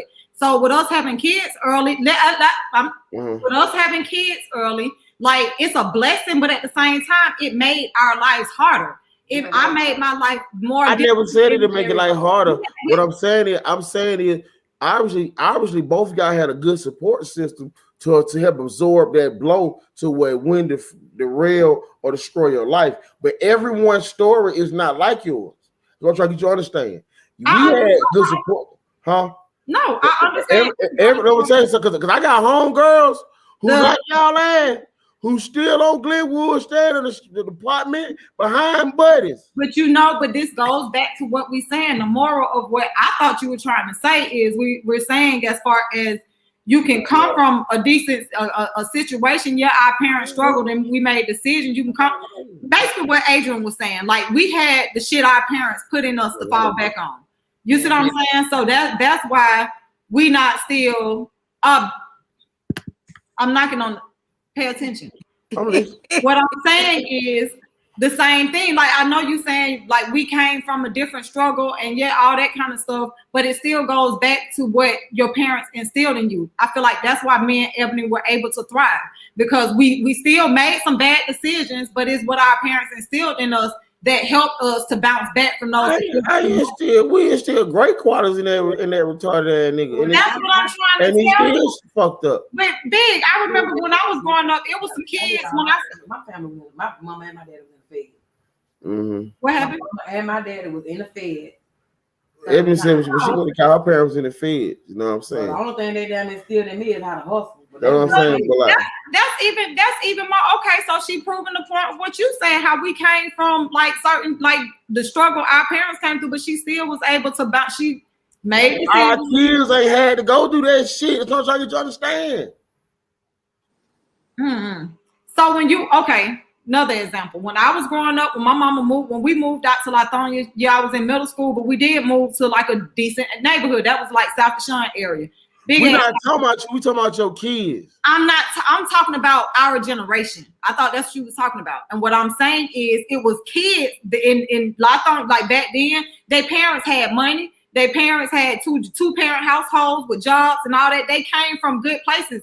Them niggas was still out there making bad at, like the same thing with Simeon. Like they was out there robbing folks, shooting. It was niggas getting killed and shit like that. It's always a bad apple every bunch. But I'm just saying. No, you missing the point. You just sat here and said back when we was coming up, folks didn't do that. And I'm just telling you, it was people who came from households like what y'all have right now that were still making those decisions. But I feel like it's based on your peers. Okay. Well, let me reiterate what I'm saying is. Overall, I don't feel like our generation. I feel like the reason why I was talking about more so the kids. I was using our generation as a footnote in the story. What I'm saying is, the kids, our children, had a better life than we did. I wouldn't had a better life than what we did. Period. They had a better life. And so the general. I mean, if you shut, you think you know it, y'all got this shit the hell up and listen. I'm waiting on the tell me what the fuck to say. I'm waiting you know what I'm saying? Hope I'm trying to understand that every generation supposed to take it to another level. Right. You know what I'm saying? Like we got our parent generation, we take it to another level, and our kids take it to another level. You know what I'm saying? My dad grew up eating fucking potty meat and Vienna sausage and crackers and shit and sardines and shit. Everything he did come out of the goddamn can. I don't like shit come out of no goddamn can because when I raised in the house with this nigga, we had each out the goddamn can. You know what I'm saying? So with my kids, they ain't never had shit out the goddamn can but a can of green bean. You know what I'm saying? Or a pound, what is them? Chili beans, some shit.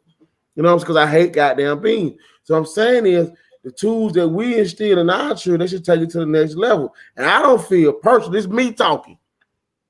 Me. I don't feel them motherfuckers. Oh, I'm tripping.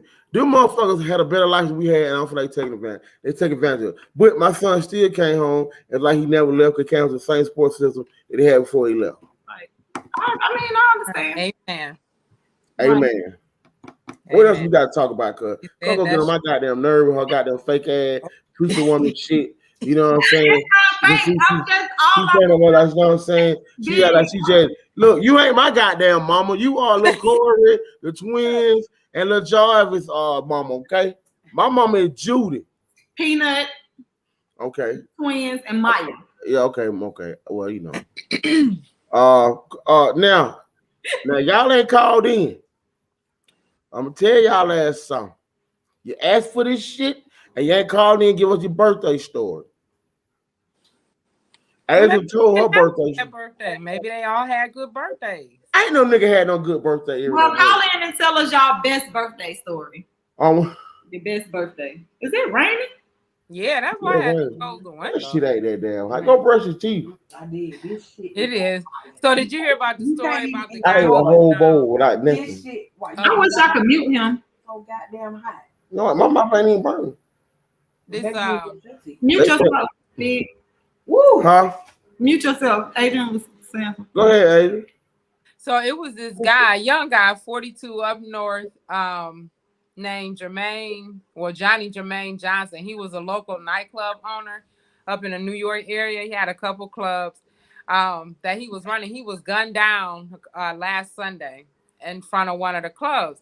But the backstory to him was they got 2 suspects were arrested for it in connection to the shooting, a 25 and a 22-year-old. So probably some patrons who went there. But the story behind this guy is that him and 2 of his other friends, when they were like 17 years ago, he had just got out of jail, right? Him and 2 other friends were arrested for a murder that took place in a project area that they were in that they didn't commit. They ended up being in jail 17 years for that. When they got out, they ended up all being awarded like $4.2 million in a settlement. So at the age of 40, and him running, Why did they get a settlement? You said why did they do what? Why did they? Because they had spent 17 years in jail. They was accused of a murder that they didn't commit. Oh, they didn't commit. Okay. Nah. So the city ended up having to do the settlement with them. The case was back in 1996, but that's a long ass time. But you starting to hear a lot of them stories where people getting released because they was set up and stuff was staged. But out of that, between the 3 of them, 4.2 million. That mean they left with like 1-point-something million a piece. That's not enough for 17 years. No, it's not. But be it as it may, that's just, how they equate it. But the guy was on a good path. So when we start talking about kids, it's like we're looking at a 22 and a 25-year-old that went in to rob y'all and killed the guy who already been in jail for 17 years for some shit he didn't do, getting his foot, trying to move forward at 43, very young. You know what I mean? And so suffering from that. Damn. That's crazy. That's crazy. Did y'all hear? Speaking of that, did you hear about Pleasure P son? No, what happened? Who? Pleasure P from Pretty Ricky. They said it was a murder. This happened last month where a guy was killed on the highway, and his body was left on the side of the highway. And now they're looking. I guess they know that Pleasure P son is a suspect in it. Like they think he did it. So they're looking for him now in connection with the murder. What about? You just had Kareem Abdul-Jabbar's son. They sentenced him to 6 months for stabbing his neighbor over some trash cans last year. Who? Kareem Abdul-Jabbar's son. Yeah, his son. Yeah, Batman Jones got to do 30 days too for an assault. Yeah. They coming after these guys. Attack on the black man. Attack on the black man. Yeah, but some of them doing it today. Like I wonder, and yeah. Worst birthday ever. He made a statement. His son was 17, and the victim was like 23, 24. So he was basically Pleasure P was basically what in the statement he made, he was saying something basically like, you got to ask yourself, what was this 24-year-old doing with the 17-year-old? And, so it's kind of like he's already trying to put out their defense, for whenever the case comes up. So I guess that is just interesting to me because it's kind of like I'm trying to figure out too, like, what happened? Like what happened to make you kill somebody and leave them on the side of the road? Oh, man. Yeah. Yeah. So I just got something that came across mine. It says there was an issue with the refrigerator not closed. That the defense attorneys in the Ahmaud Arbery's case were complaining because Al Sharpton was sitting with the family. Well, I saw that, and then my thing is, so how can you try to determine who can and can't come in the courtroom all of a sudden? Like they asking the there ain't no black folks on the jury. That's what I'm saying. It's like they trying to control this whole thing in their favor. You would think that they the victims. You see what I'm saying? Like everything, the way that they're like trying to set everything up and make shit work for them, all these requests that they have, you would think that they are the fucking victims in the situation. Like that's crazy to me. And they talking about because they feel like he would like basically intimidate the jury or whatever. Like how? You pick this damn jury. You don't think they fucking strong enough to sit here? You see what I'm saying? Y'all pick this the jury that you wanted, and you don't think that these jurors have a strong enough mind to be able to stay focused on the facts of the case and not the people sitting in the audience. Do they even know who Al Sharpton is? You know what I'm saying? That's what I'm saying here. Like, that's fucking stupid. Like, you pick some weak-minded ass jurors that's gonna focus more on Al Sharpton and they gonna focus on the case. I don't understand. Yeah. Clearly they know who Al Sharpton is. But regardless, like, that shit shouldn't have nothing to do with nothing. Since I've never heard of that. Them trying to ban somebody from the courtroom just because of the influence they think this person might have. Like, that's crazy. Yeah, because they already told them jurors what to say, so it shouldn't matter who come into court. They're gonna any damn way. Basically.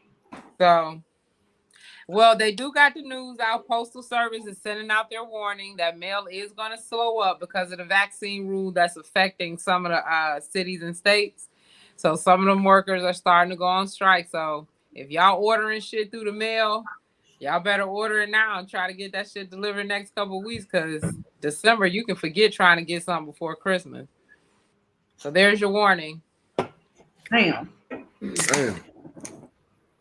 Well, I mean, I feel like that shit, if it's any slower than it was last year, because I feel like lately this shit been around the holidays damn near all the time. I always get a package, have a packages that get lost. Always. I promise you, like, always. That shit is like a guarantee. This shit gonna be lost. Yeah. And it's messed up when they get lost with the US, like the United States Postal Service versus the FedEx and yeah, because like with those you can at least try to track and see some shit. With the US Postal Service, your shit is whatever it's at and you gonna get it whenever. Oh, I hate it. I can remember ordering some damn something to hold my phone up in the car last year. I still ain't got the shit. No. Yeah. That's when they was first doing. I guess everybody was trying to order everything over the phone with COVID and stuff. You ain't know who you was ordering shit from. Then after you went through everything, they talk about it'll be there in 120 days. So yeah. So that's crazy. Woo. Yeah. Yeah, so BIGGZ callers is done. You say what? BIGGZ and his callers, they done. I guess ain't nobody called. I don't even really see nobody commenting. Like we not have no engagement tonight. Shoot, it's raining. They probably in the bed. That raining down too. I've been sluggish today. I don't know. Last night, I don't know. Maybe all that singing drained me or something. Because I've been sluggish today. All that excitement. Yeah. Now I see how Beyonce they don't be feeling when they be performing. You see that what they were? My performing, yeah. Like that took a lot out of me. Maybe they would have warm up for another type of freestyle. My next show. I'm pretty sure it was a show.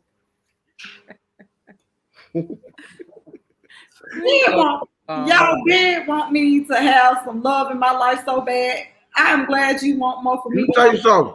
I'm glad you want more for me than I want for myself. You know what I'm saying? Right.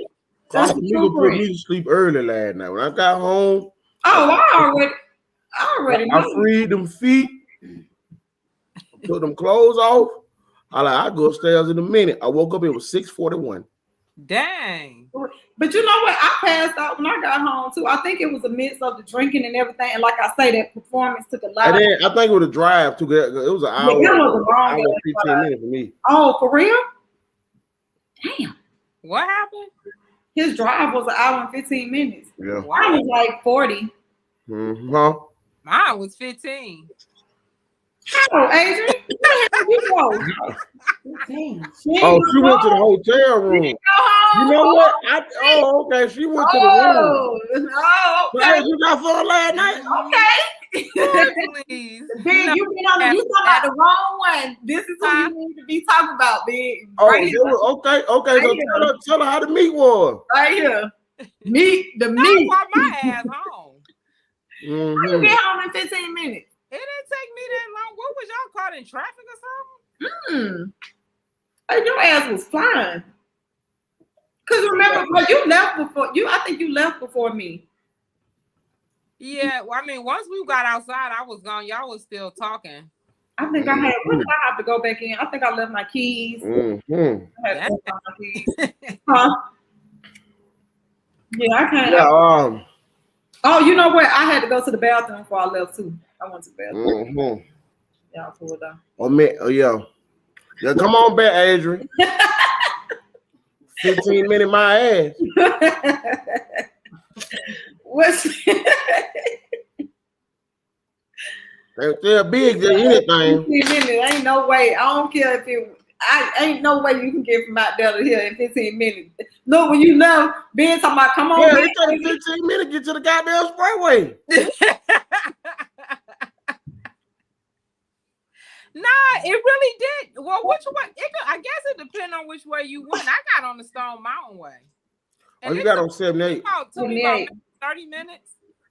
Okay, that's more realistic. That's what I was going to say. 30, it had to be 30. But why take you an hour? An hour, 15 minutes? Yeah.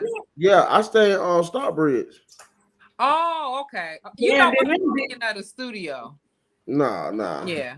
Then there don't be no goddamn highways in Stockbridge, man. That's the one thing I don't work about. Stockbridge has some nice neighborhoods, but I hate how it's so far from the highway. And even when you on the highway, you got to go all the long way. What's crazy, we stay right by the expressway, but that's a long ass drive on the highway. But we stay like it's still a mile. We're like it's still we stay right at the expressway, but it's 2 miles to get to my house, and I stay right by the expressway.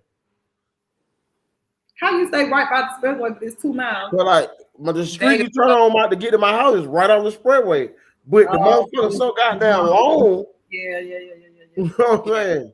And but ain't shit on the motherfucker, but that's how Stockbridge is, though, man. And them police out there don't be goddamn. Evan said she want to move back to Atlanta. She tired of this shit. Yeah. She want to be out there with little boys in the tight shit. She want to be out there. See the young nigga with little tight pants on, them big ass shoes on. But you stupid. You know what? The thing about Stockbridge too, though, like them streets, and then they speed limit, and it's like how the police be ducked off and shit. You can't even speed through that bitch. In the woods. Bruh, one thing about out here, the police know everybody who stay in these subdivisions. Okay. And a lot of things, so they really don't fuck with it. But if your ain't anybody outside of that, you getting pulled up, especially if you.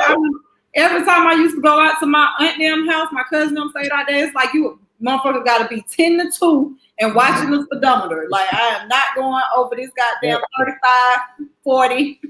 I ain't doing it. Yeah. On that, what's that main highway? You know the one that Walmart is on, but it's that main. What's that one? Yeah, we're not gonna disclose on the app. Shut up. I ain't talking about your Stockbridge is big. We don't got one Walmart though. Oh shit! I ain't know you stayed. I mean, we're know where you fucking stay. I don't know where you stay. I've never been. You know where the hell I stay. Come on with the cap. How do I know where you stay? You know. So you would get off of 1 or 2. Huh? I'm like, how would I know where you stay? Stockbridge is big. How would I know? Yeah. But you know where I stay at, like at the end of my street is Clayton County. On the other end is Henry County. No. See, I don't know Henry and Stockbridge like that. Like I don't know the area that well. Like I know certain spots that I have gone to, but I don't just know it like that. So have you always stayed on the east side? Pretty much most of my life. Yep. If money wasn't a problem, we know it ain't with you, but yes, the fuck it is. Double ovens. Where would you really want to stay in Georgia? The money want a problem. Perimeter, like the perimeter area, because it's close to everything and it's like nice. Like Chamblee, Dunwoody type area. Mm-hmm. Anywhere through there. I used to want to be in the city, but I don't like that traffic. I don't really care for the crime. Well, I ain't moving to the city. You can get my ass that Midtown shit. It's more fun with no family. I said I used to want to, but I like perimeter has always been like the main place because I mean it's a nice area and it's in the center of everything. I also like Alpharetta, but it's just so far. But if money wasn't a problem, you know, I probably wouldn't mind that ride. And lately, somebody else was telling me recently, what's that area past Gwinnett? Going out there towards Sugarloaf, or going out toward the Falcons. Or Flower Brink? Yeah, somebody was saying like how nice it was, like some nice Brazelton. Yeah. Mm-hmm. Yeah, I got the family out there, real nice. She say like going toward the outlets, 400 like those. Yeah, I ain't gonna lie, that shit is out there. Yeah. Nice that neighborhood, won't get big out there though. Yeah. But I mean, that's why I say it's the drive I wouldn't want. So my ideal place, I guess, would be Perimeter or Alpharetta. Yeah. The only reason I wouldn't want Adrian. Oh. Where your ideal place at? On the streets. Now we heard about you. It was true. You stupid. You like it in the booty for real? I know. I done lived all over. I done lived in Sandy Springs. The area I really like for me is like the Camp Creek area. Mm-hmm. When you go down, so they got a lot of new developments down there, kind of close to the airport type thing. So that's kind of something that I would. Well, it was. I don't know how we're gonna be doing this traveling now, but yeah, I like that area. Kennesaw is a good area. You ever stayed in Cobb County? No. Yeah, my store is out there, but I ain't never stayed out there. Okay, so how's the store going? Everything going good? Yes, I painted this week, so I'm getting ready for this exotic selfie museum. So far it looked nice. She showed me some pictures. That shit look nice. I can't wait so we can go up there. Yeah, we go up there. You gotta come in some sexy big so you can do your pictures. I just want my polo and then draws. I can film you. I just want my polo draws and a t-shirt and my flip flop. No, I wear my Timbo. When I put them boots on. Them boots are made for walking, baby. That shit would be funny to say. It would be funny just seeing you in them Timbs and some shorts, period. Yeah. I want you have some Timbs on and some leopard shorts. Nah. I like Speedo. Okay, there will be rules. Hey, Cortez. I like Speedo. Okay. Put you on that what's that is it the 360 camera thing? Mm-hmm. I can see it. I can see it now. Y'all always trying to prostitute me out, man. Oh, that would be nice. What's your ideal area? I like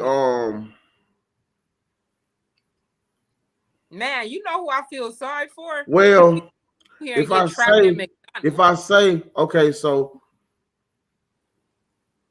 what you say, everything? If I say, okay. If you say.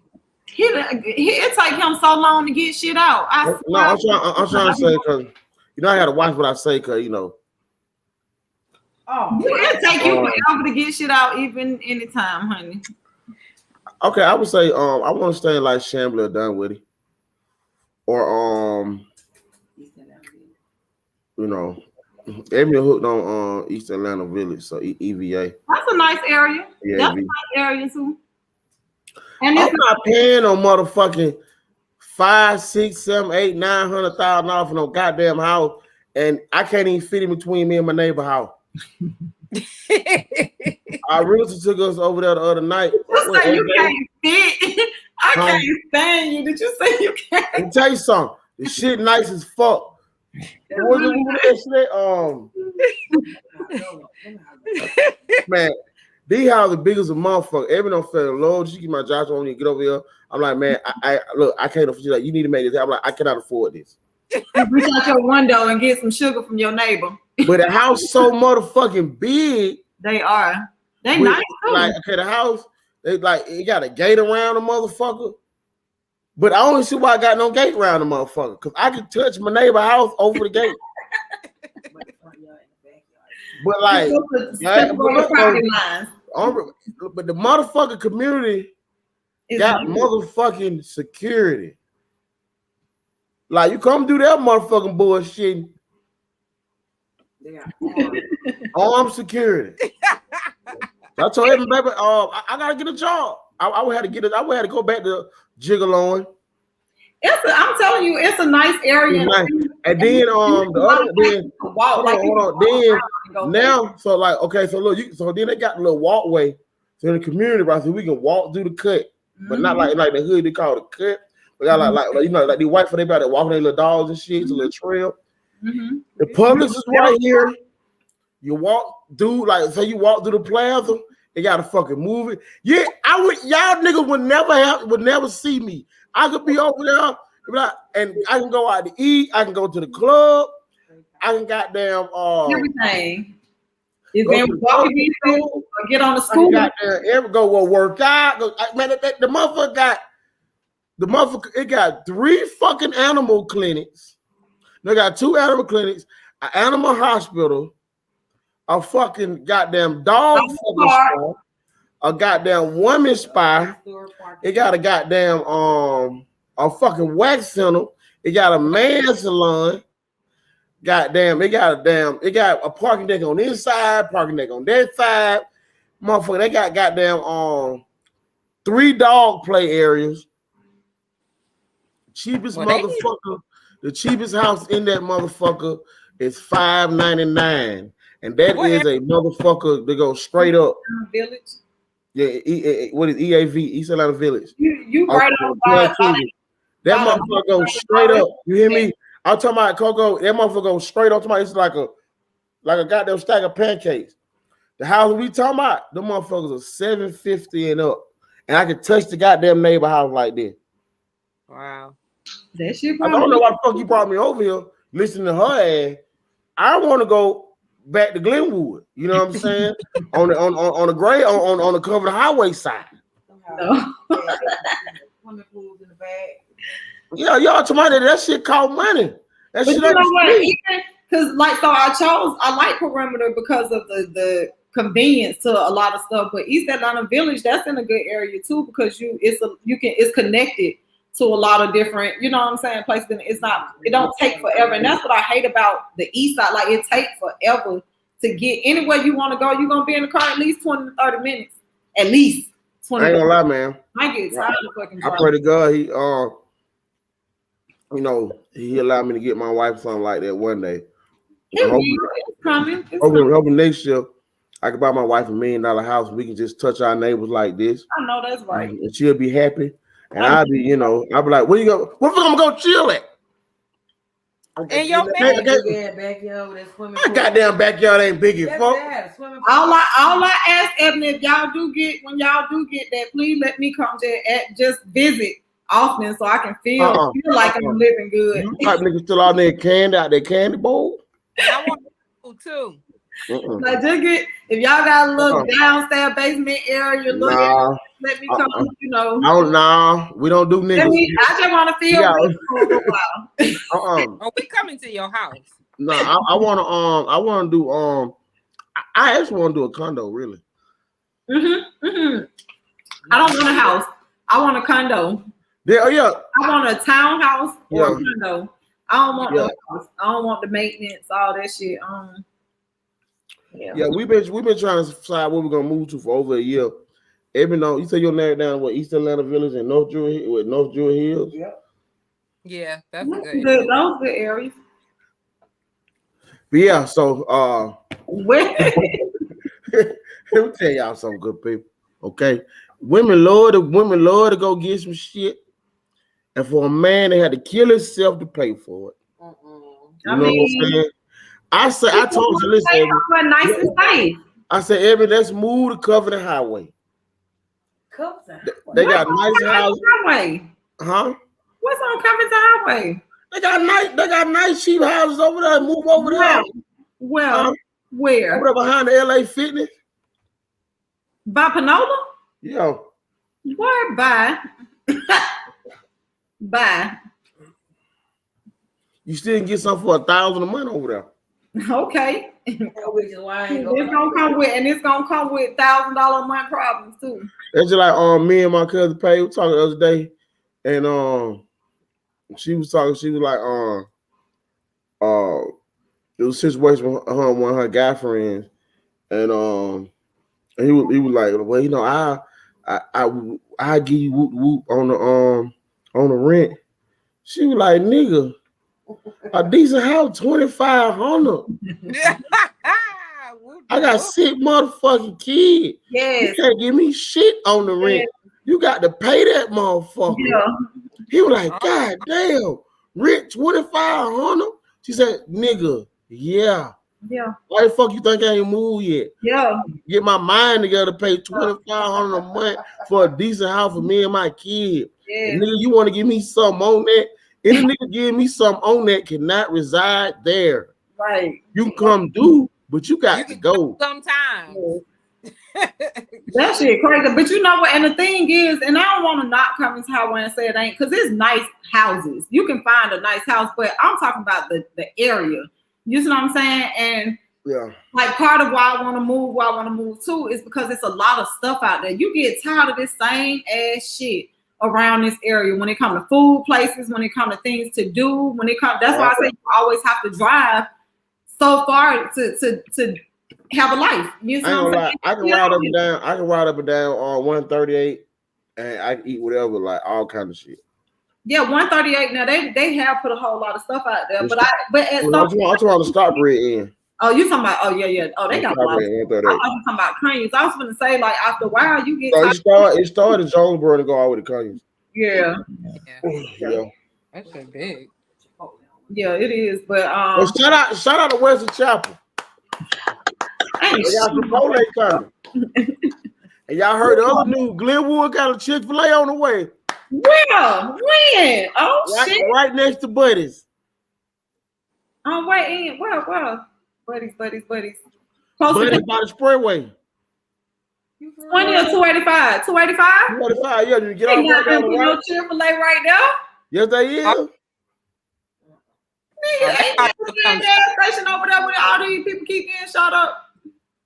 But now, they get shot up at Crowder Bread is Tesco. But Buddy, while all the JB at Crawford Hotel, that's that land in between them and the old church. Definitely. Wow.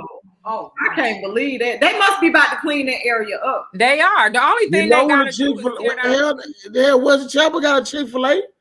And that and you know what I mean? That shit ain't Wesley Chapel. It ain't right there with Wesley Chapel. It ain't that shit ain't as bad as what you call. But that Chick-fil-A on Wesley Chapel, that shit going down. That's one of the worst Chick-fil-A's I done been to. Ghetto ass place. You be asking for shit. We don't do that. We don't do like, damn, y'all don't do shit. I ain't never had that Chick-fil-A is owned by a black man, and I have never had anything but an absolute best experience there. It's the best Chick-fil-A in Georgia. I don't love it.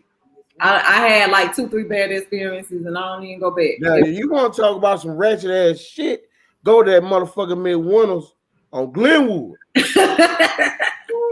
know what? They gonna give you what the fuck they want to give you. Yeah, but you fuck know what you order. The sad part is, and they do that shit fucked up, but I don't even complain because you ain't gonna find no. But like when I do go there, it's like because I want some Miss Winter so bad, and so it's like I can't even talk shit because it ain't. Man, I went that motherfucker. I said, hey, I want 2 steak biscuits. I want 1 with egg and cheese. I want 1 with gravy. I got home. I had 2 gravy steak biscuits. I say, they ain't know what they made a mistake. I'm tripping. I'm in line. I order Chick-fil-A. Okay, I got everyone a cinnamon roll. Damn, cinnamon rolls be the shit. A chicken biscuit. I got me 1 and 1. I want a chicken and gravy biscuit Steak, egg, and cheese. We pulling off. I said, Ebony. Check the bag. Check the bag. I did. It's straight. It there. I'm like, I know you ain't checked the bag. I'm always bitching, right? I was saying that we get home. What do you think was in the bag, Coco? Two gravy. Two gravy. 2 steak and gravy biscuits. I said, you motherfuckers didn't even give me like a chicken and gravy. You motherfuckers say, look, nigga, when you order gravy, you get into it. You're not gonna be in here working. Right.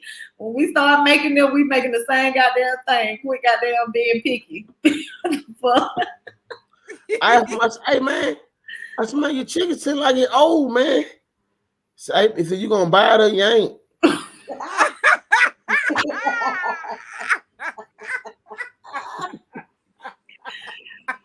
Oh shit! I got into it, man. Guess so you know our favorite spot? What? Popeyes. Goddamn Panola Road. Best Popeyes in the world. Fuck them. I ain't going back for a long time. I'm straight. They give you what you want to. No, yesterday I had an issue, man. I got into it with them at the Wonder because first of all, to me, you already know a motherfucker waiting in line for damn near an hour just to order some food at that Popeyes. So that shit always hot and fresh. Yeah, get to the window.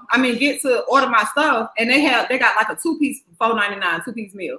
So I ordered that, and so I asked them, I'm like, can I, come get the leg and thigh? That's cheap as meat. No, man, you got to get the breast and thigh. If you want the leg and thigh, you're gonna have to order the real combo, which is $6.79. I'm not paying $2 extra. You know what I'm saying? Yeah, they do say 2-piece mix. But big, I'm asking you for a leg instead of a breast. That's cheaper. Like I feel like I'm, so cool. Rules are rules. Cool. I was fine with that. But then what kind of drink you want? I tell her what kind of drink I want. Oh, my bad. It don't come with no drink. Okay. So then I asked her about something else, and she told me one thing, but then took it back. Oh, I'm sorry. It ain't okay. So I get to the window, I'm getting ready to pay, and I asked her, I wanted some sauce, some extra sauce. How much the sauce? It's 32 cents. I done went digging for this goddamn change to find the change. As soon as I turn around and give her the change, my bad, it's 53. Bitch, if you don't take this 30-something cents, I'm trying to you because at this point it's like I'm tired of you keep on going back and forth on shit with me, right? Shout out to all the fast food workers in America. You motherfuckers had one of the worst job dealing with these crazy ass women. Shit, dealing with it. Listen, it's customer service. So when I'm asking her, I'm like, ma'am, you keep on like, what's up? Like, I'm kind of because I'm really frustrated because I'm hungry, everything. Like, I'm tired of you changing shit up on me. Well, I'm sorry. That's what I thought it. She didn't even say I'm sorry. That's what I thought it was, but it was just her whole attitude, like little young girl, like little attitude. Like to me, it's like you're not apologetic. You ain't. So at this point, I got an attitude more than I already had. So what's that? 466-1131. I asked the manager. I'm telling the manager, like, ma'am, like I'm telling her everything. I'm going. Well, this her first day, and we've been busy. Bitch, I don't give a fuck. As a manager, you should have. All you should have said to me at this point was, "I apologize, ma'am, and we gonna work on it." You know what I'm saying? But the manager now at this point, the manager all dry, man. It's been busy. We've been busy. We ain't nonstop. Bitch, that's your job. I'm finna talk about y'all women. No, listen, you gonna get a chance to. But this is what she's teaching. I'm gonna tell you what the manager is doing by doing that. What you teaching this little girl? Because at this point. Both of the attitude I'm getting from both of y'all at this point, I don't even want this goddamn food no more. You know what I'm saying? Like, because both of y'all being nasty and rude. So at this point, give me my money back. So the little girl, the bitch done closed the window on me. You know what I'm saying? So I'm telling her, I'm trying to give her like, I want my money back. Get what this bitch doing at the window. What? With the window closed. You're looking at me, so I'm looking at her, and I'm like, you holding up your line because I'm not moving until you give me my money back. This motherfucker just sitting there the whole time. She stared at me for like a good 30-40 seconds. We standing at each other. You know what I'm saying? I'm like, bitch, I'm not moving. finally the manager come back by when she see me still standing there. I see that I guess she asked what I'm doing. So I'm telling her, like, through the window, like, I want my money back. So she opened up the window. Yes, I'm like, I want my money back. And I'm like, and you see the example you said, and you talking about this her first fucking day. But on her first day, this what she doing? She doing the stare. Yeah, she doing the fucking stare. You got a customer at the window telling you to give me my money back, and you sitting here looking at me like this on your first day of the job. Cause your manager is goddamn okay in this behavior. I ain't fucking with that goddamn Popeyes no more. I won't throw that shit out. I got my money. Now, what you gonna say? At the end of the day, customers are always right. I've worked customer service plenty of times, and customers are always fucking right. I don't give a fuck if the customer wrong. I mean, let somebody else talk, okay? Cussing that little baby out, that little child out, down 52 cents off. See how petty a nigga is? I cuss another thing y'all women petty about. We go somewhere. Make sure my fry hot. I'm like, bro. Yeah. Okay, now if you're gonna make sure your fry hot, I expect you to eat them right then. Right? Not necessarily. Because if they hot in the bag, that means by the time I get home, they're still a decent temperature. But if you give me the bitches cold, that means by the time I get home, they frozen. They're frozen. Yeah. So that's why they need to be hot when you give them to me, so they have time to kind of cool off and still be a good temperature to eat. I don't got in so many motherfucking situations with Ebony, Paige, my mama, about hot ass fry. Yeah. Man, Ebony, we get into the motherfuckers at Wendy's. I'm thinking we finna go straight home and eat this shit. This motherfucker going to Family Dollar, the goddamn beauty store. I said, you just damn near got me locked up for some fucking hot fried, and you ain't even studying these motherfuckers. It's the principle. And she probably wanted to eat a few in the bag when she got it. Trying to take her for them bitches. I'm like, bro, the fry was straight to me. Nobody want no cold ass fries, especially like certain places like Wendy's and shit. You don't want no cold, no room temperature fries. Like that shit ain't. Right. And my mama, she loved her. My mama, my mama said she want her fries hot, and she want her iced tea with ice. Icy. And let me tell you something. If that motherfucker shit ain't correct, oh, we ain't going nowhere. Yeah. But that's how it's like. My mama, the motherfucker, she be like, you can pull around. No, ma'am, I cannot, because you took my order. You told me exactly what I wanted. So if you want your line to move, I need my shit, and I ain't moving. But ma'am, I'm not moving. Right. Because if you paying for your shit big, you supposed to get what you pay for. Like, it don't say cold fries. Right. And at the end of the day, if they get the shit right off from the beginning, you ain't got to worry about us being stuck at the window not moving. Just get the shit right. If I ask you for it, and I mean, I know nobody's perfect and mistakes are going to happen, but shit, at the same time, customers always right. No, they ain't. Yes, no, even when they wrong in customer service, they're right. Like at the end of the day, even if you got, because you don't know what that customer don't have, what kind of day they don't have, whatever, you doing your job. If that customer come being rude, nasty, whatever, do your job. Ma'am, I apologize. Here's your stuff. You know what I'm saying? Whatever I can do to. It's just so you ain't create no kind of. Yeah. Hey, man, look, y'all notice Coco #1 fan ain't saying that all day or called in. I don't think she might not be tuned in.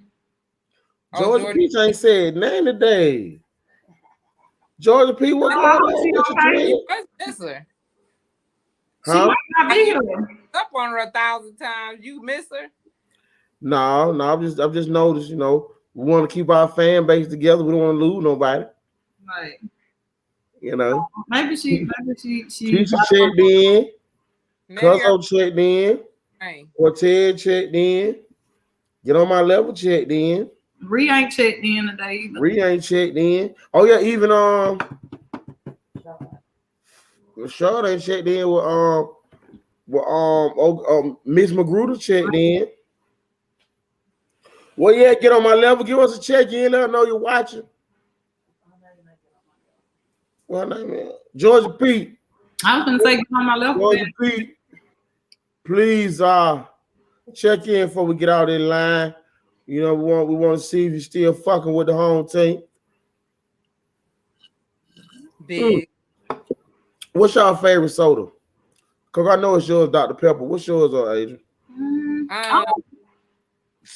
I like root beer. I was just gonna say I got some root beers now, girl. That's why when you said Dr. Pepper, I was gonna say Big On. You know I ain't got no favorites. I like Dr. Pepper. I like root beer. I like Sprite. Every now and then I do. I know every time we order food, you always get Dr. Pepper. Cause that's what, like, to me, Dr. Pepper that's on that borderline. Cause a lot of people don't. No, I switch it up.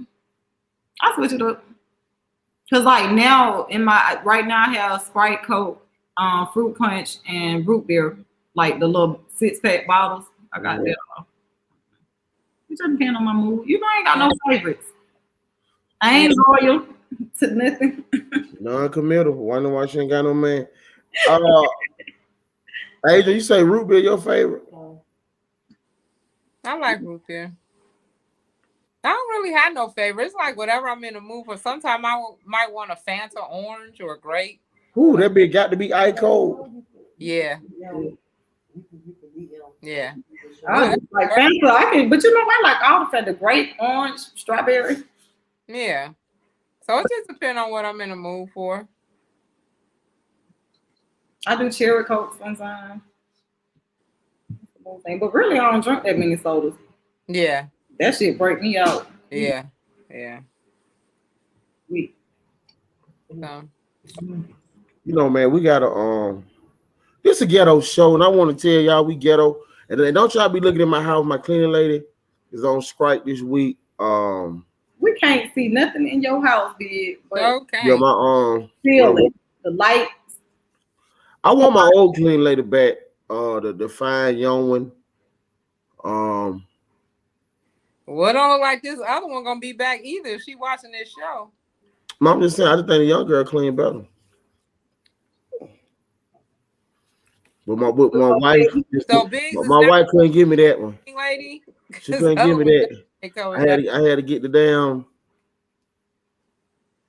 SpongeBob SquarePants. You need to be happy you got a cleaning lady, period.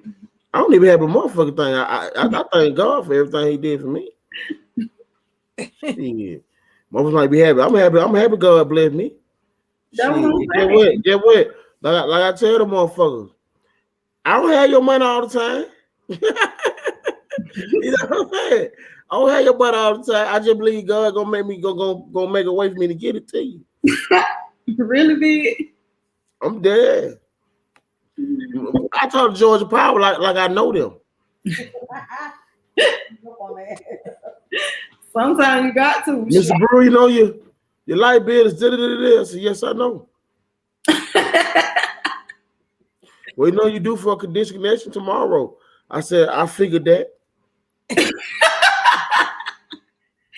I figured that. Well, we know you need to pay such and such for to prevent that. I say, sir, I want to explain something to you. Right? If I tell you I'm gonna pay you tomorrow, and I don't pay you, you're gonna turn it off, right? Yeah. So why the fuck are we even having this conversation? Right. Because I ain't got your money today. Or you wouldn't have to call me at all. You know, that's what I've always said. That's what I've always said about like bill collectors and shit when they be calling like, you can't get, I don't know what you want me to do. I really don't know what you want me to do. I can't give you what I ain't got. You calling me back to back. Like, if we already had this conversation before, you calling me 3 days later to talk about the same shit. Right. What we doing? You know what I'm saying? Yeah. Did our people keep saying, Big, what's up, studio? I'm like, ain't nobody got none of all them goddamn bills. I'm kind of cool. I ain't paid them big goddamn bills in a few months. It's on the way though. But goddamn, this motherfucker gonna be triple the motherfucking money. I might too anxious to start spending goddamn money. You know what I mean? Like, damn, let me breathe a little bit. Yeah. You know what I'm saying? Y'all need to find a new hangout. Right. Not the hangout. You need to charge it for the hangout. I showed miss it. I said, damn, y'all niggas showed me some shit. Nobody said he goes something on the rent. That's why you gotta start next time. You got a hangout spot. You need to start having a couple. Nah, I'm just talking shit. I'm just saying. I'm just talking shit. Let's talk love, but like shit. But I ain't gonna lie, love. I like being at home. Well, we know it's one reason why I don't like being at home. But other than I that, have no directions together. I'm gonna talk about you. I know. That's why I say you finally got your directions together. Yeah, for that, I know where they at all the time. Yeah. Oh, I forgot she is here right now. You can't. Yeah. I'm slow. Other than that, man, yeah. So shit, that's why I like being at home. Then my brother like, man, when you gonna get the truck? I'm like, man, that motherfucker. I'm like, bro, I don't even want to pay no car note no more. Like, I'm tired of paying. Like, why these bills? Like, damn. You know what I'm saying? Shit. Man. I do miss you sit right here. You don't think they know you sit right here? Us being crazy shit. Like, you think these folks hear your big loud ghetto ass talking in the background? Tell me what she mean? I'm sitting right here. How you know I'm sitting right here? How I supposed to respond to that, Coco? Not how you just did. Tell Fadil call in. She's not being loud. Yeah, okay, Ebony best friend, one of her friends been calling in 470-466 Fadil. She want to talk about virginity. Now, both Adrian and Coco are practicing abstinence. Celibate right now. They are both born again virgins. We celibate. Well, but after last night, I think Adrian got her cherry pop. That's a lie. Okay. 15 minutes. That 15 minute ride. My sins. That 15 minute. That get what? You know, I was saying I Googled the address we was at, and I Googled everything 15 minutes. You know. 9 out of 7 were hotels. But hey, that's your goddamn business. Let me tell you. Okay, look, I'm gonna tell you something, right? We got Squareway. I'm gonna tell y'all something, right? When we turned into a neighborhood to get there, right? I was like, oh shit. Ebony finally got us an Airbnb. She finna give me a threesome for my motherfucking birthday. I was excited. She don't understand that when we got out looking disappointed because in my mind, I was like, damn. I thought I was gonna have a fucking threesome and an Airbnb. Talk about dreams. You stupid. You are retarded. I said, that's why I got quiet. I was like, I said, damn, you really finna do this? So what you talking about, boy? I'm like, oh shit. That is funny. Damn. That was so, I was cheesing like a motherfucker. Wow. Like, karaoke? Really? You was on the way to the place? Yeah, because we got a spreadway, we trying to do a community. I'm like, oh shit. Because she kept saying, like, you gonna be so I'm like, she was just hyping the nigga up. And I think I'm like, oh shit, this ain't no goddamn club, no restaurant, no bar. Oh, she got the Airbnb for a nigga. Boy. I'm trying to think like I'm trying to think who could it be? Like, damn. Well, damn, what you really doing? You finna do this? Shit, what was you talking about? Yeah, nigga, you deserve it, but you're the best for you. I'm like, oh shit, I ain't saying that. I'm just sitting there quiet. She's like, you all right? I'm like, yeah, I'm straight. I'm playing tough and everything. So, I don't want to tell her last time I really was looking like that. I was like, damn. When I pulled up, I seen my brother hat. I was like, man, these motherfuckers thought it was a surprise shit, man. Damn. Well, I just knew I had. What you saying was you wasn't that happy to see all of us. I just knew. That's why you shit. But I wasn't pouting. I was just. It took you a minute to kind of like. I had a real, like, okay. You had to unexcite yourself and get re-excited about something else. Oh, I say, God damn. That's so I was like, boy, I said, I'm finna go in this bitch and go crazy. It's the getting quiet part for me because I sit back. She like, you all right? Like, I was goddamn. I was like, boy, I'm gonna go ahead and go crazy. She's like, what? I'm like, oh shit. She's like, just give it a chance. I'm thinking around like, I ain't even studying this shit. Well, Chris, I got me 2 hot and readies. I got it now. Oh. I ain't gonna lie, man. I was even holding out hope till I walked in the building. You thought y'all was gonna meet him in there. You thought that was the pregame. Okay. And I seen the girls in here, girl. I'm like, damn. I turned around seeing Coco. I said, damn, man. This shit fuck. But I did my face like this. Yeah. And I didn't even say that, so she found out about it while I'm talking to y'all. While she's sitting right here. Oh, you know, she like, damn, that's why you're like, yeah. That is funny. 3-piece shoulder. So big. You thought y'all meeting up with him inside the bar? I said, okay. Because we were going through, you know what I'm saying? I said, okay, we're going to go over here to Tucker. You know what I'm saying? Like, go to Norcross. I'm like, oh shit, ain't nothing out here. She know I ain't fucking with nothing out here. I'm like, Airbnb out the way, on the side of town. Nobody know where the fuck we at. Oh boy. I'm like, terrible thing. Wait. What was you talking about? She like, man, fuck, but she said, yeah, boy, anything for you. You know what I'm saying? Damn, so I get quiet. I'm just like, and my mom like, boy. You imagine. Oh my God. I'm like, boy, I'm gonna go in that bitch and go ape shit crazy. I'm like, well, they ain't even ready. Can you put up in the parking lot? Carry Well, on. we got 18 more days for my birthday. Just give me a reverse. Man. Nick your motherfucking self, nigga. What's wrong with you? Reverse. Revert what? We're gonna reverse karaoke this motherfucker. Oh. What you talking about? You want to reverse for my birthday? Hey, girl, shut up, man. You done fucked up my birthday. I can't believe ain't none of the viewers laughing at this shit because this shit is funny as hell. You don't goddamn fuck. You don't reverse fucked up my birthday. Thought I had that 3P crispy. But I ain't gonna lie, I had a good birthday. But that 3P at the crispy motherfucker. Man, shit. Somebody want to fit my flesh now. Let's try it and find out. I told you, we got 18 more days. Give me a reverse. Man, girl, she know that sucker will revert. What I look like? What? A revert? Man, just go fuck the nigga. Cool. I ain't tripping.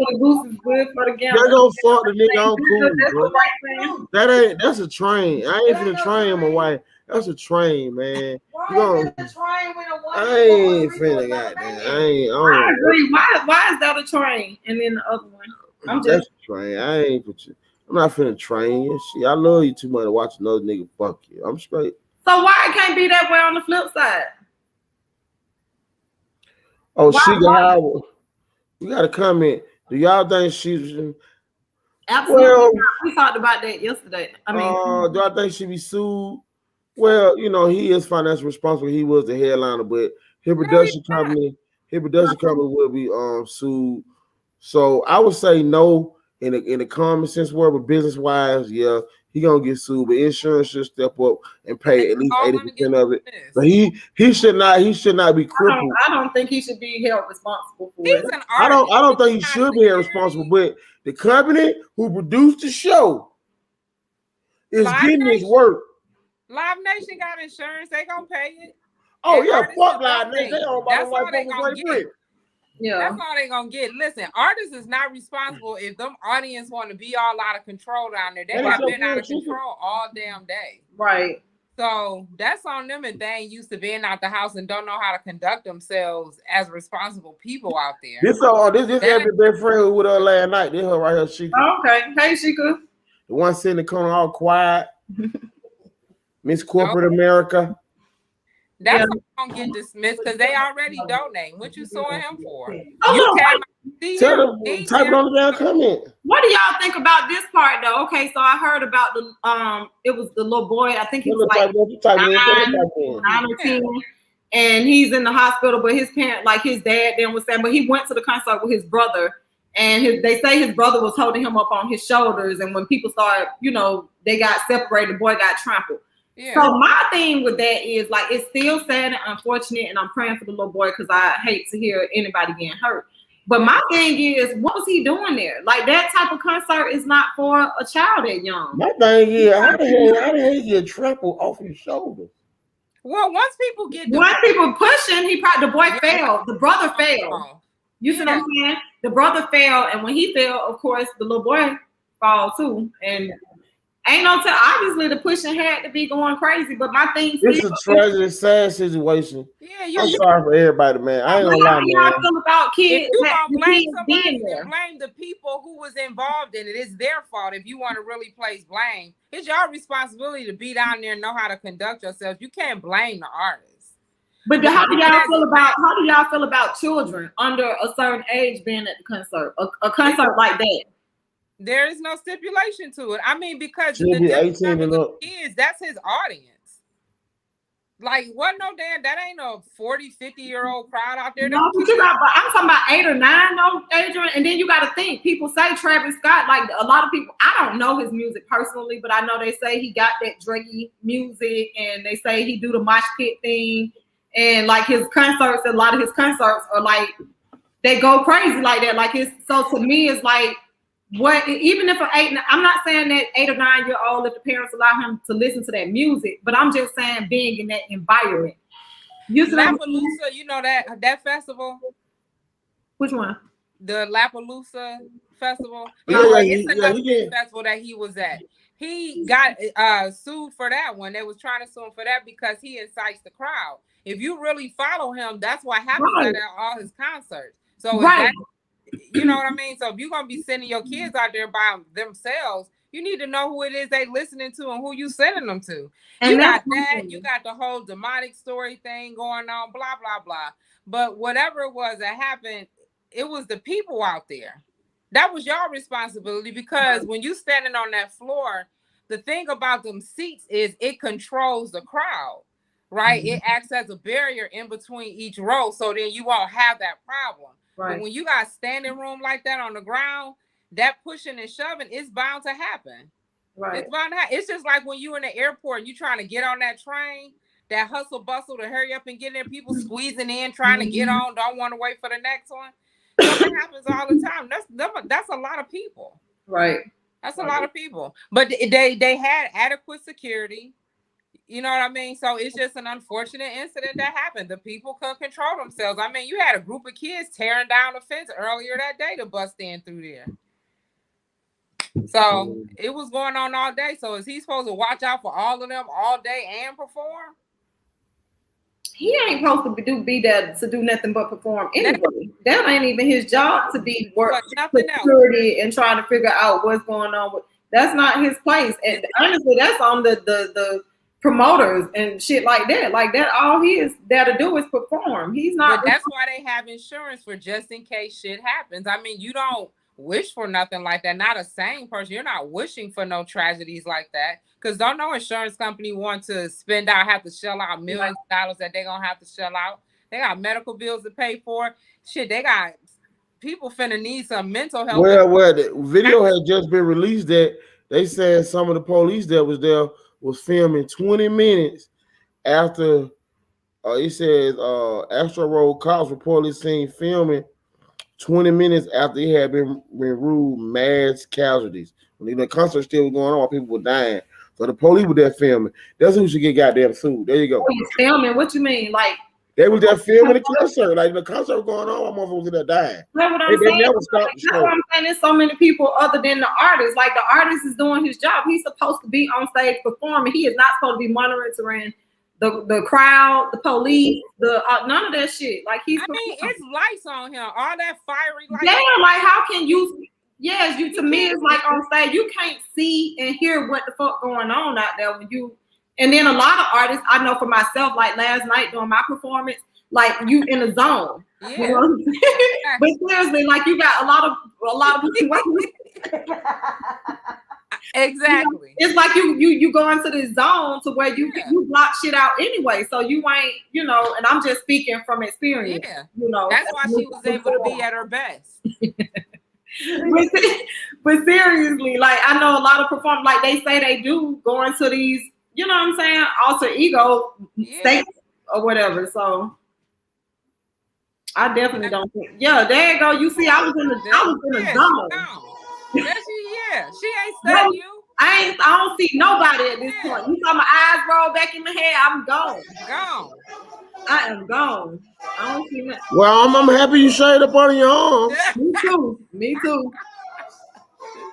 You know, but I was that's you in a zone when you like that. You can't see. I didn't know what was going on around me. You know what I'm saying? Okay, I got a question. What key was this?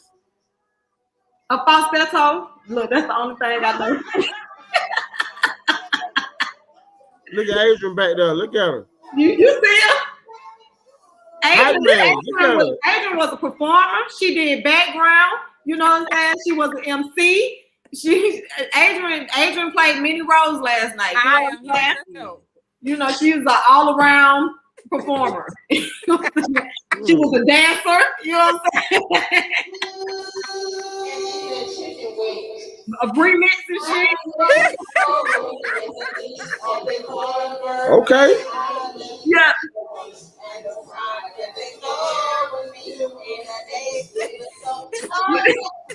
She shared the mic, you know, whenever she had the mic, she went singing, she gave people a chance, you know, she was passing the mic. Oh, look at her. Look at Evan, the drunk ass. Get your ass out the way. Embarrassing. Yeah. She was having fun with her damn keyboard. You didn't play that one with you singing Lenny. That was good. Yeah. Let me see if I can find it. Hold on. Oh, you can find. You see how he can locate. You found out. You found out was easy and no quick. problem. No problem at all. What about that meat? The meat would hit the hand fall down. Right. Oh, now you gotta go through shit all the way back from fucking 2000. Right. It's at the bottom. It's right. It's where you found our video. Same. It should be. Oh no, my computer tripping. Oh, okay. How convenient. I mean, I can pull it up and put it. I can show it on my phone if need be. You just just do it like that. Yeah, do it. Oh, they don't get no clear big view like we did. No, just log in from your phone like you added. How we do that? I can't do that. I don't have the same privileges you have. You've done it before. I ain't never shared my screen on here. Okay. You know I ain't never shared my screen. How I'm gonna do that? It don't even give me no option. Oh. Not No, I don't. She don't like listen to me at all. Well, see, that's mature of you. You didn't even argue. You just said, he did. See, I could tell you done got older and mature. I'm that mature, yes. Hey, don't fuck with me. Cause last night you were my partner. I gave you a gold star. Now I'm taking it back. Yeah. Yeah, I'll give it to you next week for something else. Yeah. I'm pretty sure you gave a free ride last night too. Ooh. Adrian. Did she freeze? Adrian got. You see how much calmer she is today, don't you? She calm today. Somebody don't dust them books off. They wish. That's pretty deep too. I wish it'll happen one day. Christmas is coming. Come on, show the video, cause I gotta try to get it on here. Oh dang, I know why I didn't pull up. I ain't have my phone plugged up. Oops. But I don't think I had that one in my phone though. It's on. You could have pulled up a story, but don't worry about it. I got it. Let's see.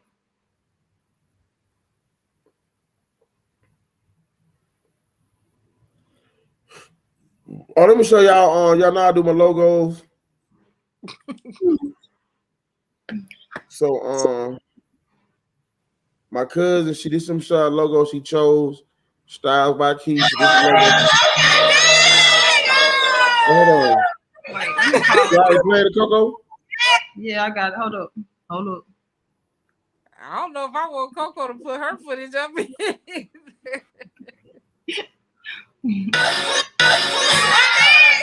Hold up.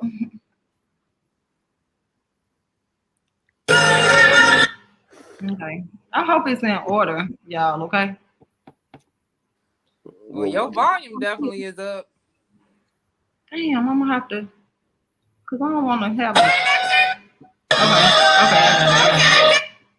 Okay. We can't see nothing. You just hear it. I'm finna share my screen. I had to make sure I had it up. Damn, man. I'll be back. Call me when this shit get up here. Shut up. Shut up. Okay. Share my screen. Share screen. 470-466-1131. Fadil, call in. You feel for sure? Y'all see this? No, we can't see nothing. Okay. We just see them boogers in your nose. Oh, you don't see my? It's asking me. Oh, it's inside this window. This window. Okay. There you go. Now you gotta add it. Okay, there you go. Hercules. No, don't show me. Yes.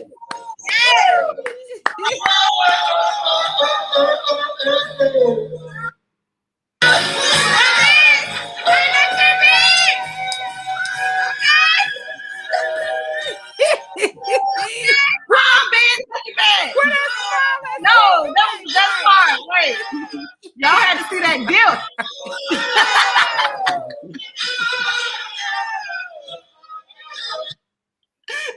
Wait.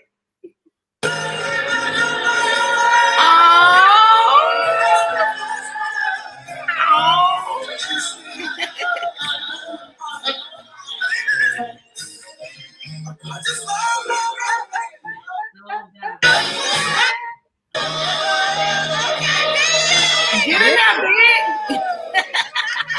Get it, Big.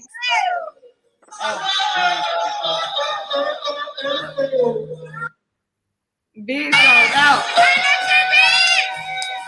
See, it's not just me, everyone. This is dip, honey.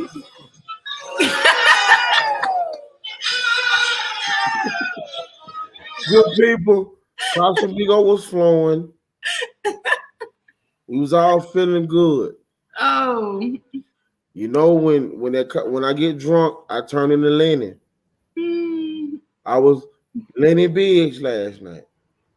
That was cute. I love it. Thank you. It's one you didn't show when Adrian had her. When Adrian, do you got one when Adrian, my aunt, was dancing? I didn't get that one. Did I get that one? You got everything else. No.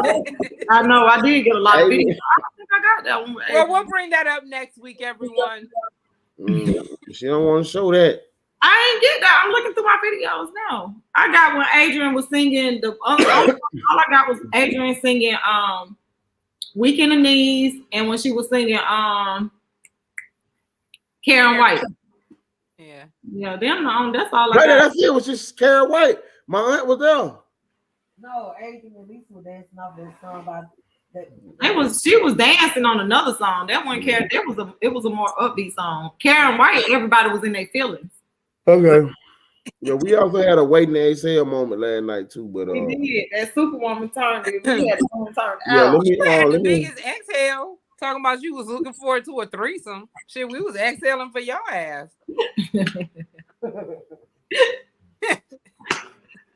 Father God, forgive me, but she knows not what she do with. Let me play that for y'all.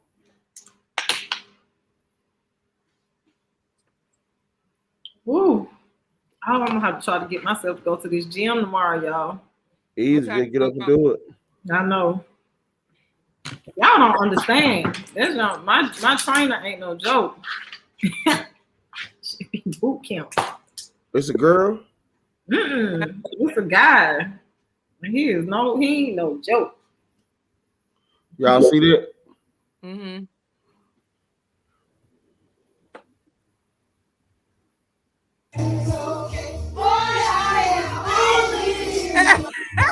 You get on my nerves.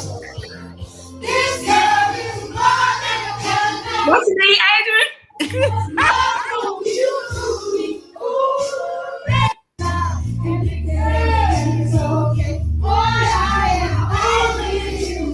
Get in there, Adrian. I'm sorry, Adrian performing real good. Give you a break, you had to say.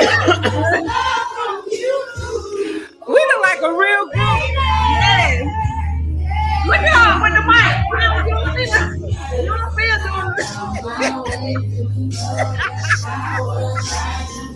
Nah, our whole group. As you know, pass like.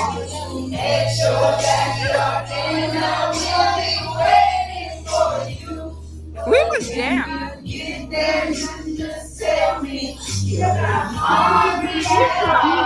gotta play that part. You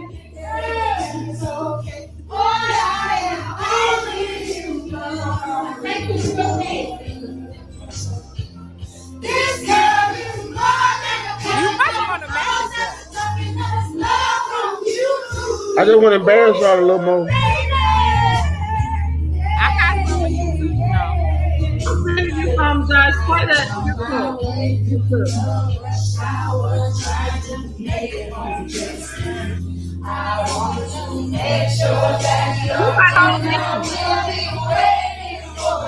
Huh? You got the whole I mean, I can't load it from my phone. I don't know what wrong with the iPhone.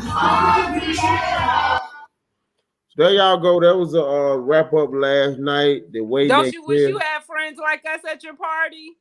Yeah, we had a wait next sale moment in the middle of my BIGGZ karaoke party. Wait. They got their feelings. Let me share my screen one more time. Let me share my screen one more time, please. Huh? Let me share my screen one more time, please. Man, what the hell you got, man? This was another one of my favorite moments. So the one I was telling you about, and then then I'm done. Why? Okay. Oh. If money wasn't an issue for me, I would move to Johns Creek. Oh yeah. Johns Creek, that's a good one. Who said that? Sugar, you up? You can move to Johns Creek now if you wanted to. Yeah. That is Where oh, you did. This one was funny to me. Listen.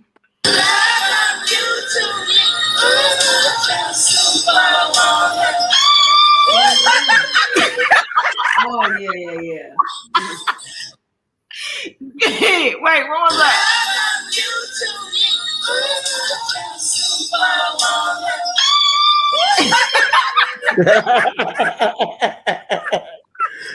God damn. Hey man, let me tell y'all something. You can be sad, you can be depressed, but when you around good folk, all that shit go out the window, man. Yeah. I watched a room full of successful black people embarrassed the fuck out themselves last night. But nobody gave a damn. And that moment to me, that's the moment I say was so special. I was so drunk, I don't even remember that. Yeah, she was so shy the whole time. We kept trying to get her to get up. She was like, no. When that motherfucker finally got up though and started singing, when she hit that note like 2-3 times. That shit was so I missed that. I don't know how I missed that. Yes, man. It was so fun. But it was good because it was like she went from being shy, but she felt that comfortable to just don't care about the song. If y'all have not done karaoke, you got to, man. Y'all got to do it with your folk, man. This shit, I don't know what it's about seeing drunk people singing. I want to say something too. When nobody musky, everybody smell good. Right. It wasn't funky in there, and I want to say I salute everybody. It's been a few parties I've been to. When certain people walk in the room, the older change. You so stupid. Y'all know I ain't lying though. Well, I'm glad they couldn't make it out last night. Right. Yeah, man. We More had, than I hey, did. man. Like I say, once again, man. Once again, man. That was one of the best. That was like my birthday last year was epic to me. But this is probably like the most wholesome birthday I ever had though. Yeah. Because it was different and it was like I got experience with y'all on a personal. I feel like that was a personal level. Yeah. So yeah, man. It's the media, you know what I'm saying? What's up? It's the media. We had a good time. We got memories that last a lifetime. And we hope we're gonna make some more. When her party is? The 20th. 20th. November 20th. Next Saturday. No, next Saturday, Big bringing the blowout out. Oh, Lord. I'm bringing the blowout out. Everyone don't pick that me up. Nice outfit, Coco. Okay, come through, show out. We listen, then we celebrate. If you gonna be right, that's what I'm talking about. You know damn well I'm celebrating with you now. I wouldn't be going there, you know what I'm saying? You my Scorpio sister, so we coming. But we're gonna be in the building November 20th. What is it called? Hive Kitchen and Lounge. HID Kitchen and Lounge. I told him it's HID. I know damn Hive is Hive. We're going to Hive November 20th. November 20th. Well, whatever with an H. Bad girl will be there. Yes.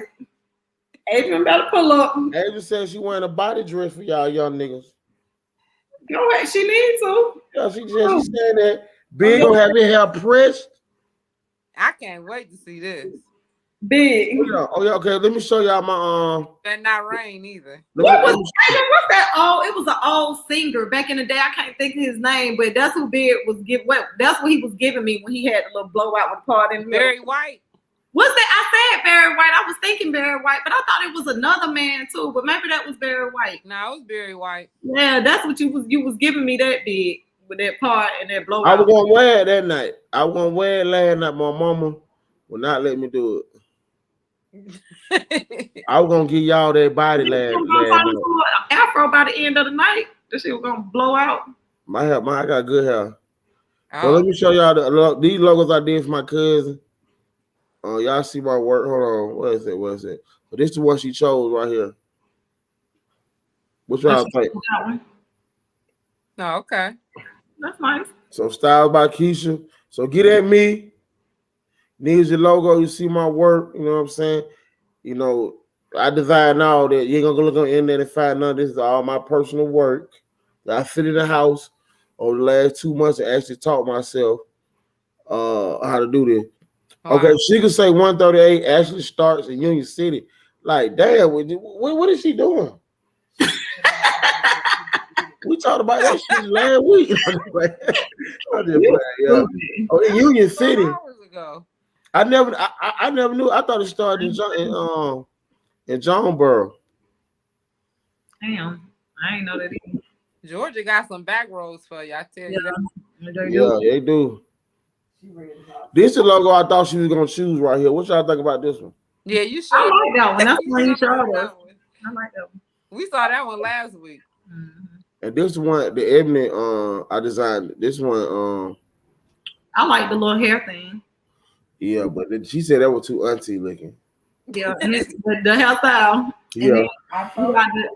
You got the AKA colors in it. Yeah, so hey, we need your logo design. I'm designing logo. And listen, these are paid design logos, actually. Oh, okay. Okay, my cousin Keisha who does my hair, she paid me. And my family really fucking pays me.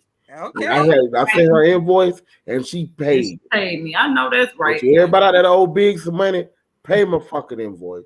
Thank you.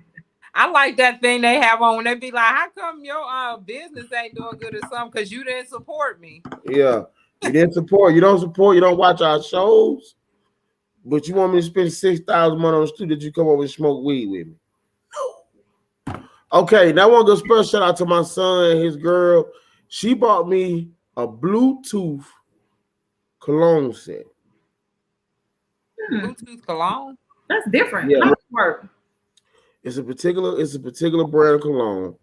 You can hook your phone up to it. It's look like a little robot, and you can play music through it, through the cologne bottle, and it lights up. I'll show it to you. Wow, that's different. It's I ain't very never heard of that. Me either. Cool. yeah. Cool shit. Hey man, on the best. Special shout out to them. You know, Cool shit. That yeah, sounds real different. yep. So y'all got anything in closing? Peace. Thank y'all for Okay, joining. we not ending with people. We want to talk our way out. Okay.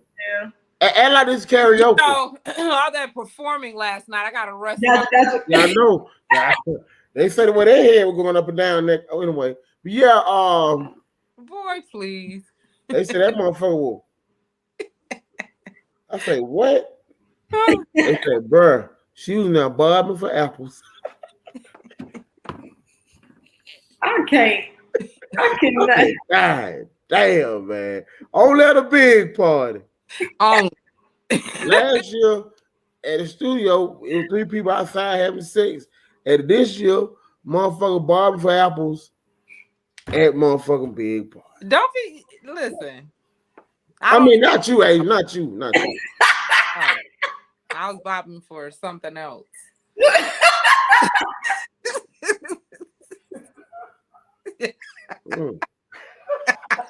be the faces for me being you stupid, man. It be his I'm faces. just saying, motherfuckers say they were bobbing. I just listened to what a grown person say and said, well, nobody. Let me say this: was nobody harmed on the filming of last night events? It was all consensual. Shout out to my boy Casamigo. You so fucking stupid. Shout out to Munt. He bought me a bottle of Casamigo and shared it with the whole room. Yeah, that was right I on said, time. damn. I was gonna actually take my shit home with me. It was my gift. But it's all good. Oh, you weren't trying to show what the room be. I'm like, They damn. kept on giving. He looked over that damn bottle going across the room. He like, I'm like, damn, like that ain't no gift. You really bought the bottle to share with us. That was a BYOB. But bring it up. But I'm like, we already got the bottle in rotation. Why we got a bud deal with those? you stupid, man. You are Nah, but I stupid. appreciate Munt for the Casamigo. Appreciate Paige for the Casamigo. Appreciate Paige for the Gucci Guilty. For the Paco Herman, 1 million, 1 million cologne. She said, because I need to be a millionaire soon. Aw. Who else? I appreciate. Who else I got? I appreciate Coco. Appreciate Adrian. Coco's a queen. Adrian is a queen. Appreciate my mom, my dad, who they give. Appreciate Shiga for coming out. I want to appreciate Quack. We got Quack to come out, man. You know what I'm saying? Quack came to kick me out ghetto ass. Quack, yeah, he Quack always around the ghetto folk in the corner quiet. Yeah. You know what I'm saying? So we appreciate Quack coming out. We appreciate my boy Scooter. That we ain't show. Yeah. Motherfucking Scooter. Oh yeah. Oh, he goddamn ass last night. Scooter, I'm telling you, he was from the beginning. I'm talking about from the time we sat down. Scooter ass was on the mic the whole goddamn night. Like, didn't hold back. From rapping to singing to all of it. He did it all. Look at Big trying to find something now. Ooh. Lord. Yeah, so it was good. Yeah. You finding the video or we wrapping up? No, I can't find out. That was a bidding car. I got a book tomorrow at 2:00. I gotta go shoot. But listen, so yeah, man, we want to thank everybody. We'll be back Tuesday. Who? All right. Oh, shout out my cousin, man. Damn, Red. Shout out my cousin Darius. I'm sorry. Shout out to cousin. Shout out my brother. Shout out my aunt Lisa. Shout out to Flip for at least come out the house. Shout out Travis and Paige come out the house. You stupid. Did you your cousin who you say did your hair? Her. Style by Keisha. Style by Keisha. Shout out to Style by Keisha. Shout out to Laser Eye looking at her husband. Yeah, man. Shout out to the whole East Side. Shout out to the whole Glenwood, man. Shout out to all my partner, man, that say they love me and they didn't call with me. Happy birthday. Fuck them. You got new friends now. Yeah, fuck them. Fuck them. You got me and Coco now. I post all these niggas all year. A shout out to my boy Diddy Bot too. You know what I'm saying? Shout out to my boy OJ. He recovered from a real bad accident. I'm going to check on my boy this weekend, man. But we wrapping up, man. We got 43 seconds, 42 seconds, 40 seconds. Well, happy birthday, Big, again. Thank you. I'm not shouting at you. I'm not shouting at. Did my show. But most importantly, let's shout out to my wife. Yes. You know, let's shout out to my old lady. I shouted you out for a whole goddamn hour. What up? Shout out to Ebony, because she did the damn thing. Yeah, shout out to Ebony. Shout out to B. What about B? Understood the motherfucking assignment. Yeah, she understood the assignment. Shout out to my lovely wife. We got a big announcement coming. So y'all stay tuned. Shout out to Trapping Plates. All you catering need, I am frying turkey, $50. And you can't beat that nowhere. We out. I'm Glenwood, CEO 2 Sexy BIGGZ. It's the one and only beautiful Coco. Yeah, she ain't beautiful. Swag girl. And Swag Girl with Swaggerlicious Media. See y'all. Auntie, we'll see y'all Tuesday. Bye. Bye.